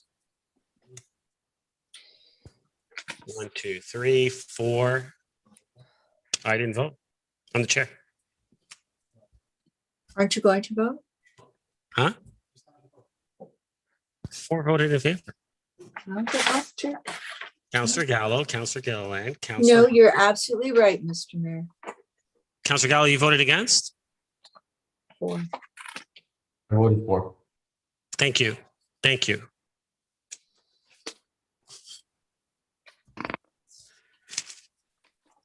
Mr. Clerk, is lunch here? Council, we're gonna break for lunch? Mr. Mayor, Yes. I thought I pulled page 41, which is the lay-by for Aurora Heights Public School. Would I be able to speak to that before or after lunch? We didn't pull it? I thought I did, but I guess not. I had it on my list. Probably my So mistake. Councillor, if you're not looking to change it, I mean, as long as council's okay, I'll allow you to just speak to it before we go to lunch. I have a short statement. I am looking to change it. We spent $1 million to do the sidewalk because Well, that's what, so Councillor, I'll just say we can't change it. We would need a, well, no, we're in the middle of committee, but you can do it on council on the 14th. okay. But we haven't done the confirming bylaws, so wouldn't I be able to speak to this at some Okay, go ahead. Go ahead. We spent $1 million to do a sidewalk because that's what we were told was needed. And that's a lot of money. I am not in favor of spending any more money.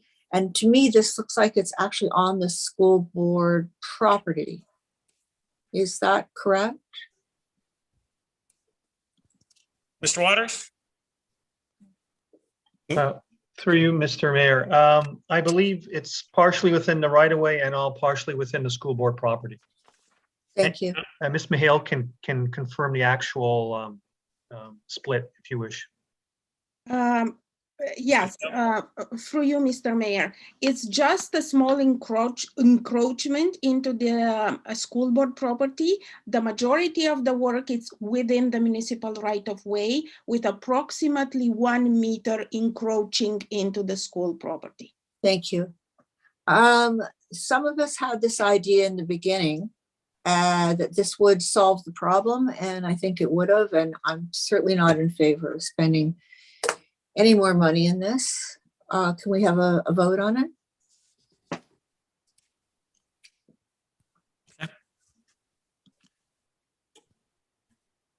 Okay, go ahead, Councillor Humphreys. You know what? I'm going to remind everyone the conversation we had when we discussed the sidewalk, which we discussed about Yes. 7, 8 times. I'm so sorry, Mr. Mayor. No, it's okay. And I'm just going to remind everyone of that discussion and the fact that we said that the sidewalk wasn't the be all end all that's going to solve the problem in the area, and that there's going to be many pieces to the puzzle, and the lay-by is another piece of that puzzle. So, Councillor Humphreys, go ahead.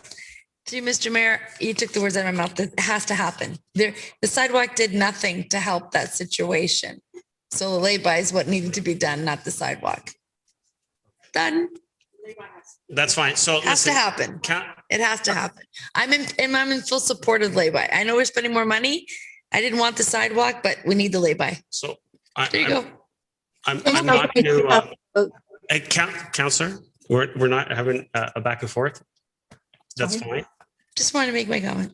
Thank you, Councillor Humphreys. I am not going to entertain another vote since we already voted on this, but Councillor Gardner, your objection has been noted. Thank you, Mr. Mayor. Thank you. Councillor Thompson. Out of respect to my colleague, I'm happy to move a motion to waive the procedural bylaw to enable us to put this on the floor and vote on it. If that's Councillor Gardner's intent, I'm happy to move the motion. That's fine. It's not a record. We can do that, Councillor, but it's not a recorded vote. So the vote is still going to go the way it did. She noted her objection in her comments. And so I think that that's good enough. I'm just offering to do that for her. That's fine. Thank you, Councillor. Does someone want a second to waive the procedural bylaw to allow for a vote or for reconsideration? No, unless someone's, I'm not seeing it. Okay. All right. We're breaking for lunch. Thank you, Mr. Mayor, but it hasn't been confirmed by the end of the meeting, so I think we could do it at another time. You could do it at council, Councillor, as I mentioned, on the 14th. You can pull it for a recorded vote. Thank you.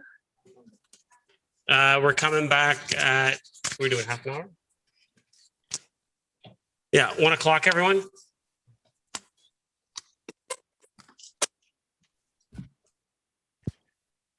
See you then.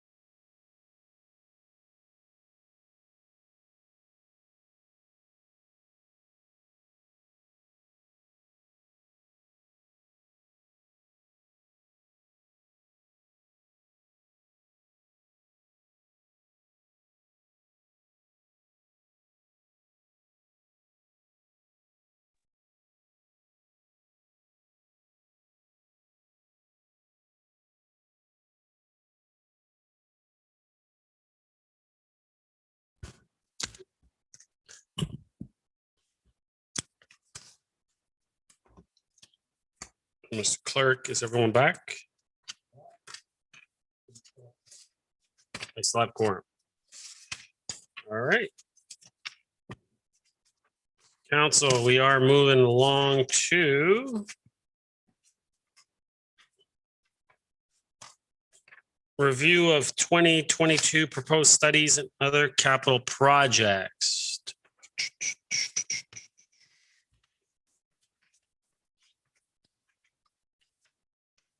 Councilor Gilliland. Something? There's only 3 of them. Yeah, so I just had a question about the 19-9. 19 dash which? 9. 9? 9. 19-9, IT security penetration testing. Yeah, yep. Okay. Sandra or Councilor Humphreys? Councilor Kim?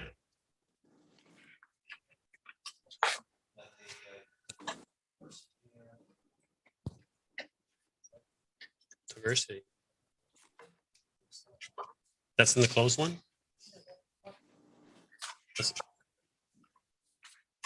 That's on which one? It's already approved budget. It's already approved budget. You can ask a question. I can get you to ask a question. No, not really. Mr. Clerk's looking at me funny. You know what, Councilor, why don't we wait till the end? And we'll just ask, because that one's not on our list of what we're looking at approving, because it's already approved. But if you want to ask a question, like I said to Councilor Gardner earlier, is if we have some time, I'll allow a couple of questions at the end.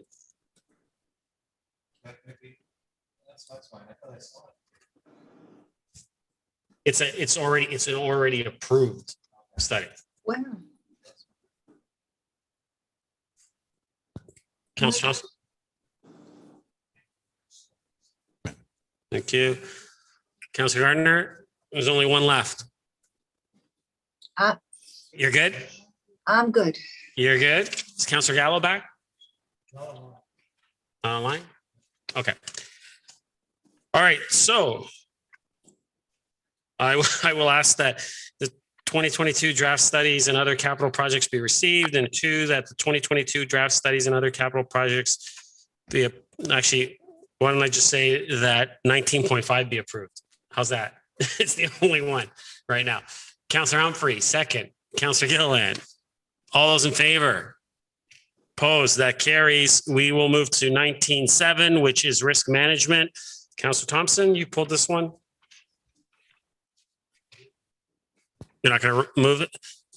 Would someone like to move the, Councilor Humphries, you want to move the recommendation? Seconder? Councilor Gilliland? Councilor Thompson, go ahead. 30,000 to bring to work on the development of a risk management policy, which I do support. But recently that report came back to council, and I know that I had concerns with the policy itself. And I think that some of those concerns were echoed by my colleagues, and we pushed back and referred it to staff to come back and with a revised policy.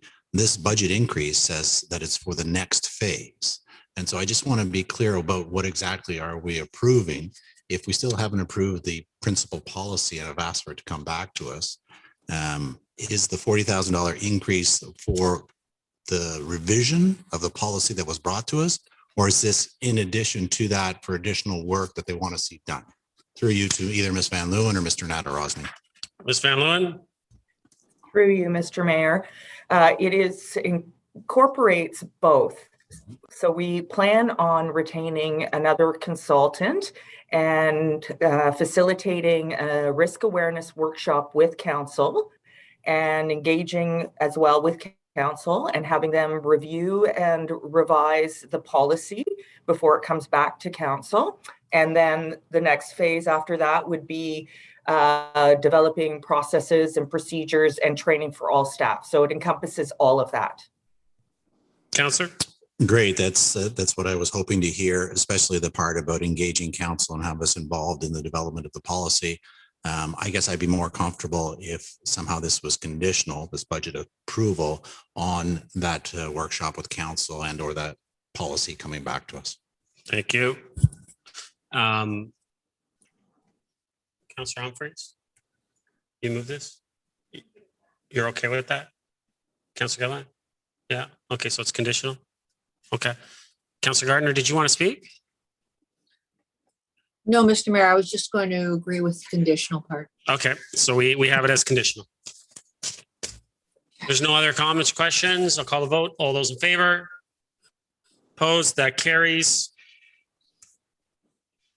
Next, we have 19.9 IT security penetration testing. Councillor Gilliland, you pulled this one. Did you want to move it? Not really. Anyone want to? Councillor Humphreys, second. Councillor Thompson, go ahead. Councillor Gilliland, go ahead. I did listen to some of the Q&A in regards to the very first security initiative that we had with the upgrading, and I really do get that. And so I just want a little more clarity on, the reasoning why we need to approve this budget now. I mean, we haven't even upgraded the system yet. Maybe this is something that can wait till 2023. It just seems kind of like a real Fort Knox approach that, maybe it's a little, putting the cart before the horse a little bit here. I guess through Mr. Mayor, is this something that can wait until 2023? Like, I just feel like this is a little over the top. Mr. Mulvaney. Yeah, the penetration testing is an important event, and it's something that best practice is you do it every year. We've been doing it every other year. So the last time we did one of these was January 2020, so right before COVID. And we're due for one in 2022 to be sure. So, I mean, my preference would be not to delay it. I mean, we can certainly have it occur, towards the latter half of 2022. So we get a chance to do the other cybersecurity projects that we talked about earlier. But I would feel uncomfortable delaying it until 2023. Councillor? Thank you. And I guess it's contingent on the fact that we are going to be upgrading, and I don't know what that timeline looks like. So we've approved going forward this new security system of sorts, which may not, be completed until mid next year or so forth. And then we're going to immediately test it by a third party, within that year after maybe it's only been implemented a couple months. It just seems like it's like, why are we investing in this top notch to test it immediately? Should we not, make sure that, we have it in progress and it's working properly for at least a year and up and running before we test? Well, the software upgrades, sorry. Mr. Maldini, go ahead. Yeah, through you, Mr. Mayor. I keep jumping the gun here. I'm just so excited to answer these questions. But no, the penetration testing, it tests a lot of different events in our and devices in our infrastructure. It's not just the new software that we're going to be implementing in 2022. One of the primary things that it'll be affecting is our firewall. And we don't have any plans of changing that in the near future. So there's a lot of value in doing the penetration test in 2022. Like I said, I have no problem putting that towards the end of 2022 to have more things in place. But I think anytime you're testing your infrastructure, whether you're planning on doing more things to it or not, is a good thing, not a bad thing. Councillor? When you do these, sorry, through you, Mr. Mayor. So when you do these testings, and is this something that you would report back to council with, I guess, the findings of sorts? I mean, you're saying best practice every year, but we've been doing it every other year and we've been okay. I mean, have we been experiencing, a great security risk in the last few years to merit every year? I'm really just trying to gauge kind of the potential threat that we're facing right now, and just, obviously I want to budget accordingly, and I certainly don't want to be going over the top if it's not all that necessary. Mr. Mulvaney. I mean, there's. Go ahead, Through you, Mr. Yeah. Through you, Mr. Mayor. There are interesting findings. Like the last time we did it in January of 2020, we found that the company we hired to do this was actually able to crack our password scheme and get in and access a server. So that was a big hole for us. So that was the first thing we plugged back in 1990. That was when we changed everyone, certainly staff will recall, council may as well, that we changed everyone's password to be minimum of 15 characters long. And there were a few other complexities we built into that as well. And that was as a result of the findings from that. So you just never know what they will find.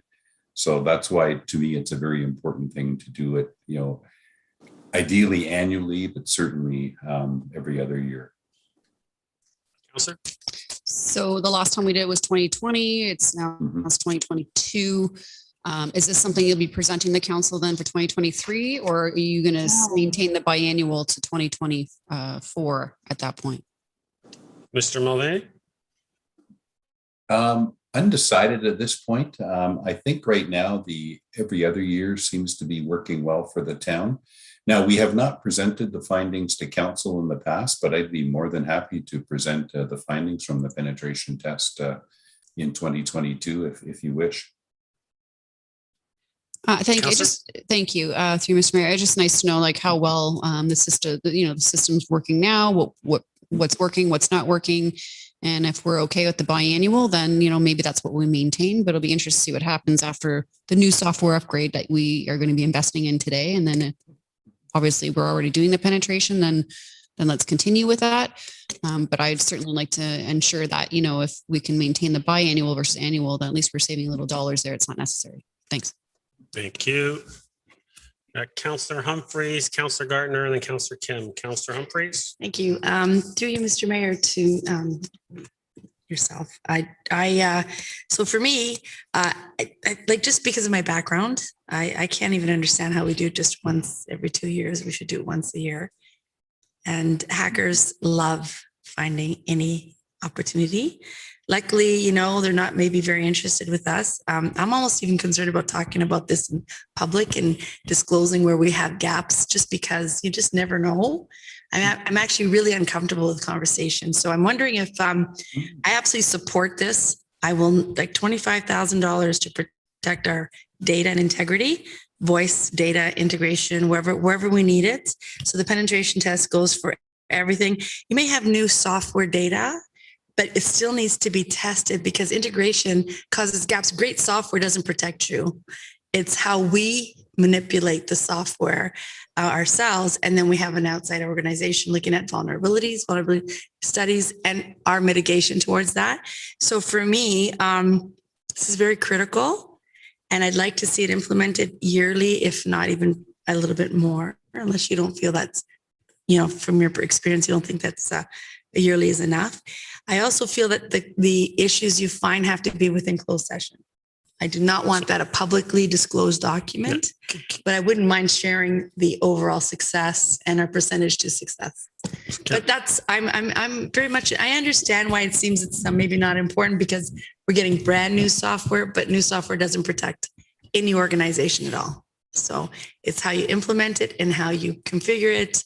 And then you could leave yourself open to all kinds of things with new software, but it's how you protect yourself with that configuration. And outsiders I think an outside organization is the right way to do it, because then they're looking for things we may miss because of, of our business. And they're looking at it they get the best hackers in town and they're going to try to break us. Right. So I don't know if that's how you feel, but I feel it's an important one for me.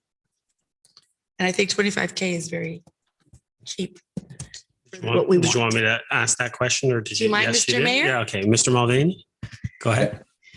Thank you. Do you feel the same way as the councillor? How's that? Do you feel like me? Yes or no? Yes, yes. I would love to do it every year.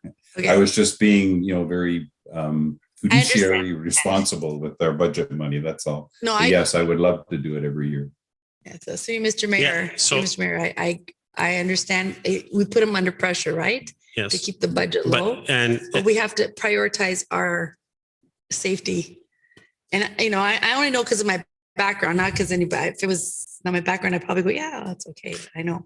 And just to let everyone know too, Councillor, and you brought up a good point. If a report did come back, this would be in closed session. Perfect. We wouldn't be discussing this in open session. We do discuss these types of matters in closed session as well at the region. So just to let everyone know. Oh, do you? Okay, yeah. good. Thank you. Yeah. Perfect. Thank you so much. You're welcome. Again, I understand through you, Mr. Mayor. I understand, being careful because we're looking at buying software. Why do we need to? But I understand the safety measures of when you purchase something new, it does not guarantee you security from the bad hackers. Not bad hackers. They're like cool kids that want to break things, right? So Thank you. Thank It's you, something Council. like that. Councilor Gardner. Thank you, Mr. Mayor. Mr. Mulvaney, when did you say the last was done? What month in 2020? Mr. Mulvaney. Through you, Mr. Mayor, it was in January of 2020, Councilor Gardner. So we're almost 2 full years now. You know, the chances that somebody would be interested in Aurora are pretty small, but okay. But Careful, in any don't say case, it out loud. We should take this off. I'm Well- sorry. We should take this offline. Oh, I'm sorry. It's my background. I'm scared. I know. We're talking. Turn off your mic, please. Thank you. Turn off your mic, please. I don't know. How do I turn it off? Just hit your button. Thank you. Councilor Gardner, go ahead.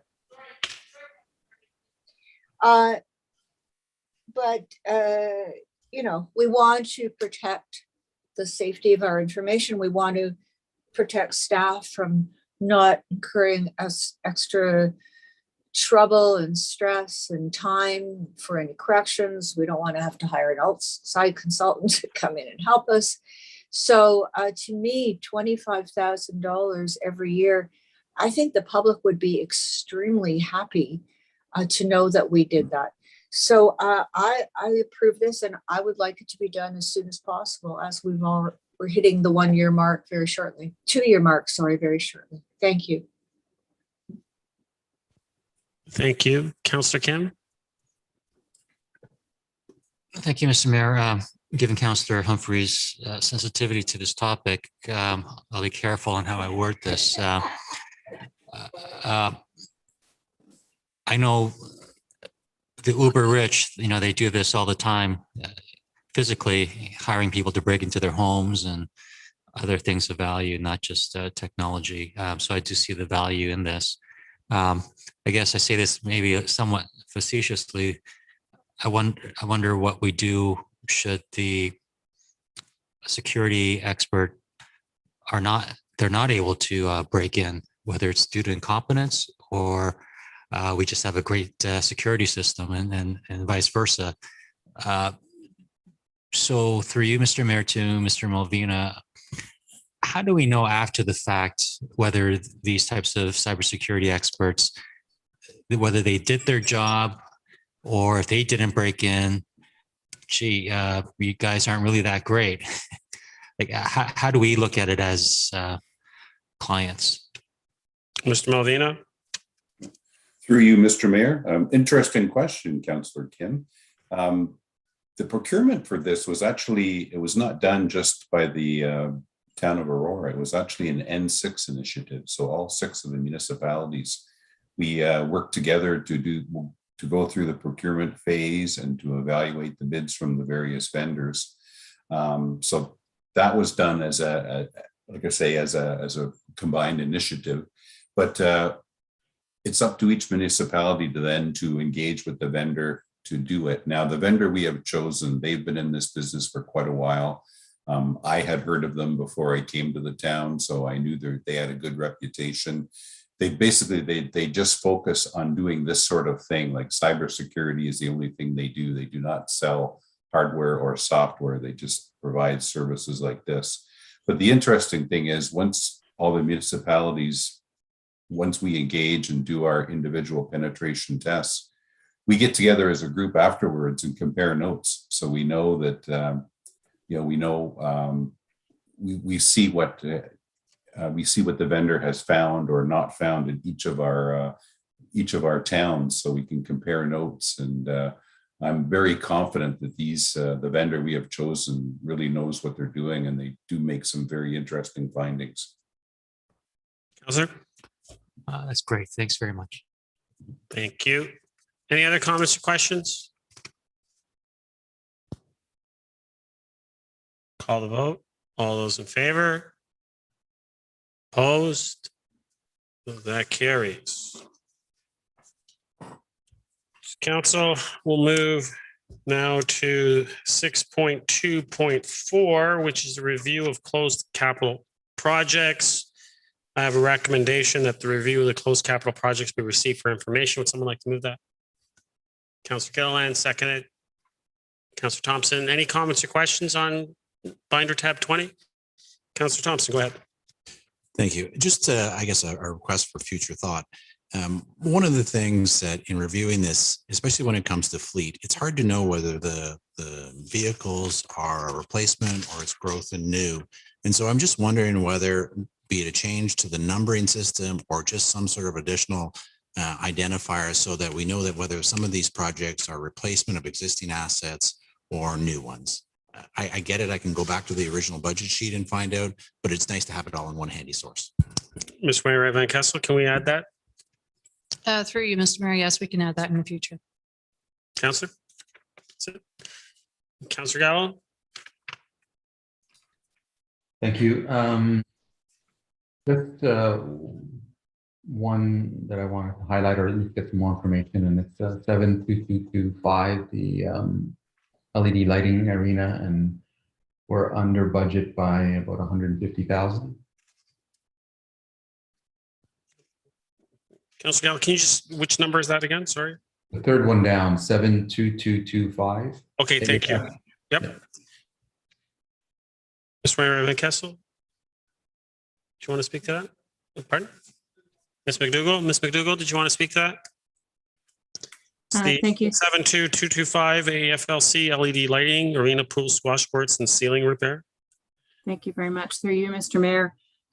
Certainly when our staff went back to have a look as to potentially why the previously approved budget was far exceeding what the actual cost ended up being, to be honest, this is the budget was presented to council and approved back in 2017. And the manager at the time is now different. So the work and proposal of the scope of work, the elements are still there. Why the estimate was so high, unfortunately, we don't know that information. Fortunately, when we did go out to budget, the highest bid that came back was around 250,000. But we obviously went with the lowest bid, which was even lower than that. But the scope of work was still achieved. Unfortunately, I can't speak to why it was so high back in 2017. But that being said, the work that was proposed and presented to council was achieved at a lower rate than we'd anticipated. Councillor? Thank you. The only other general question or comment, I guess, is it'd be good, like our other reports. I know there's a closed capital projects, but during budget, there are previous capital projects that we haven't completed. And I know we get an annual report, and we got one last December, and it outlines both of them. It's helpful to me, at least, to go back and forth in terms of, you know, these budgets, these capital projects haven't been completed yet. And the only reason I say that is because I get the feeling, I haven't dug too deep, but that list is really long that haven't been completed, and we add more to that list during this process. And sometimes I wonder, can we complete them all, and what are the priorities? And it helps me, at least, to decide moving forward which projects to approve and not to approve, or even get a sense from staff. Are we able to complete what we haven't completed? And for good reasons. The last 2 years have been not normal, but I'm getting a sense that there is a lot of backlog. And did we plan appropriately for any new capital projects moving forward, and are they attainable?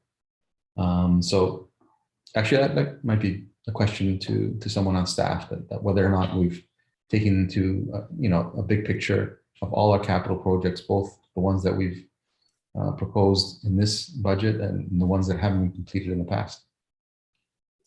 Ms. Mayor Van Kessel? Through you, Mr. Mayor. So there's a couple ways to address that. So within the budget document, we are going through the projects right now where we're looking for a budget change, so an increase or a new project, and we're going through those individually, and council is pulling the ones they wish to discuss. The list of the active projects for the 3 areas, studies another, growth and new, and repair replacement, are included in there, but we're not seeking any change to budget. Also, during the year, for this year, this is the first time we've started doing this, we've included capital projects and a capital forecast as part of our interim reporting. and that is reported on about 4 times per year. The other piece that we work on as a management team is through our prioritization process. So we go through a prioritization process when we're looking at implementing new projects and adding new projects to the plan. And part of that does consider capacity, not only for the people that are delivering the projects, but the other areas that are impacted as well, including legal or procurement and IT. Councillor? Okay, that's fine. I just looking back into the report in December of 2019, there were about 6 pages of incomplete projects. I don't know what the status is now. Maybe a lot of them are completed, but I'm just, as long as someone is tracking this and making sure that whatever we approve in this budget, it's attainable, as well as clearing up the backlog of capital projects that have already been approved. Ms. Marianne Kessel's nodding her head, but yeah, go ahead. Through you, Mr. Mayor, yes, we are looking at that very carefully. And as part of our budget process last year, when we did the 2021 budget, we went through all our open capital projects and we closed a significant amount of projects that were either inactive or had been completed but had yet to be closed. So the process is getting much better as we move forward. Thank you, Councillor. Actually, Ms. McDougall, I just wanted to clarify, just to make sure on, even on that one that Councillor Gallo brought up in regards to the FLC. You mentioned that was 2017 budget. So that means we as a council probably dealt with it, I'd say roughly November-ish 2016. No, sorry, to you, Mr. Mayor, the 2017, this was for the 2017, sorry. So yes, 2016, I apologize. Yeah. That must be when it was done. Yeah. Yeah. So no, and I was just trying to get timing in my head. So maybe if I can look back, and maybe Councillor Gallo, if I can find out some information as far as why that was presented that way, I'd get that for you. Okay. Any other comments or questions on this one? Councillor Gardner, do you have your hands up?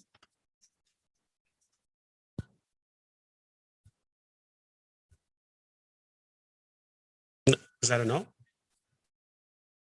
Councillor Gardner, is that a yes or a no? I couldn't tell. I thought I'm on mute. It's a no. Yeah. No? Okay, thank you. All right, I'll call a vote. All those in favor? Opposed? That carries. Now, I will allow a couple of questions if someone has a question that is something we didn't deal with, but I'm not going to entertain any motions. Okay? Because we don't have that in our agenda. So Councillor Kim, I know you want to ask something in regards to, oh, you're good now? Councillor Gardner, you wanted to ask something, remember at the beginning? Did you still want to ask that? We weren't dealing with any item within here, and I said I'd allow you to ask that question at the end if we had time. We do have time, so I'll allow that question. Thank you. But I'm sorry, I didn't understand that we were voting on the whole closed capital. I'd just like to ask, with things like the grass crew trailer, the utility trailer, another grass crew trailer, they came so below what we expected. One of them, the 71144 estimate was 20. It was 7.6 that we spent. I mean, how can that be? There's no explanation with that. Well, says market bid was less. I mean, the product we need is probably not too difficult to price, I would think. But it looks like in these 4 cases, we just save so much money. Can anybody comment on that? Mr. Downey? Certainly, through you, Mr. Mayor. I can't talk specifically about the trailers, but I can find it out. But it's a public tendering process, so we're never quite sure sometimes how that works. I'm happy that they came in less than estimate. For me, it's better than over. But I can certainly find out. One of the things is any money that we don't spend simply goes back into the reserve, so it doesn't have an impact on on that. But I can find out perhaps why we were looking at trailers so cheap in that particular time. It could have been a particular supplier issue or whatever. I'm not 100% sure. Mr. Downey, I'll just extend. Sorry, Councilor Garner. Do you know when those, or were those ones? Do you know which budgets those were put forward? Through you, Mr. Mayor, or to you, Mr. Mayor. No, I don't, and that's one of the reasons I'm kind of hesitating here, and I can't talk intelligently about it because I'm not 100% sure. So I'd have to take a look at each one of those items, find out which year it was approved in, and then perhaps find out why those came in much lower than we had estimated. Thank you, Mr. Downey. We need to do a little better on the estimating, and we'll argue. Yeah, and I think that knowing when they were approved would help us a lot as well in answering some of those questions. Councilor Gardner? So thank you. In particular, those last 4 projects, they're all truck projects before it goes into planning and development. In one, we saved almost 2/3 of the estimated cost. One, we saved half. So I do believe it's difficult, but I would think we would come a little bit closer to the mark. So there must be a reason. Thanks, Mr. Downey. The subject I wanted to raise, I believe we were talking about updating the lights at the Lawn Bowling Club. Am I in Never Never Land with this? I'm not sure, Ms. McDougall.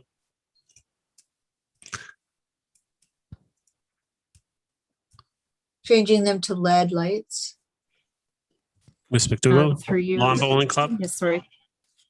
Through you, Mr. Mayor. It's something that I have to look into. Certainly as we move, and we always want to go where we can for LED lights, but I'll have to check on that specific location. Thank you. The lawn bowlers, for the most part, are getting older, and I can attest to the fact that your eyesight gets worse. So having, the LED lights that we know at the end of the day save so much money with respect to maintenance and power usage. If you haven't considered that, could we? I'd like to put that in your mind. Ms. McDougall, if you can get that information for Councillor, that would be great. And thank you very much. Take it into consideration. Thank you. Anything? I'm not seeing anything else. Everyone around the table looks pretty quiet and content that we're done. So I'm going to ask for a motion to adjourn. Councillor Gilliland. Pardon? Oh, yeah. Well, okay. Actually, before I adjourn, I'm just going to let everyone know we are scheduled for a Monday meeting where that's going to be canceled now. Okay. Lovely. Monday's canceled. Okay. All right. Motion to adjourn. Councillor Gilliland. Second. Councillor Gardner. All those in favor?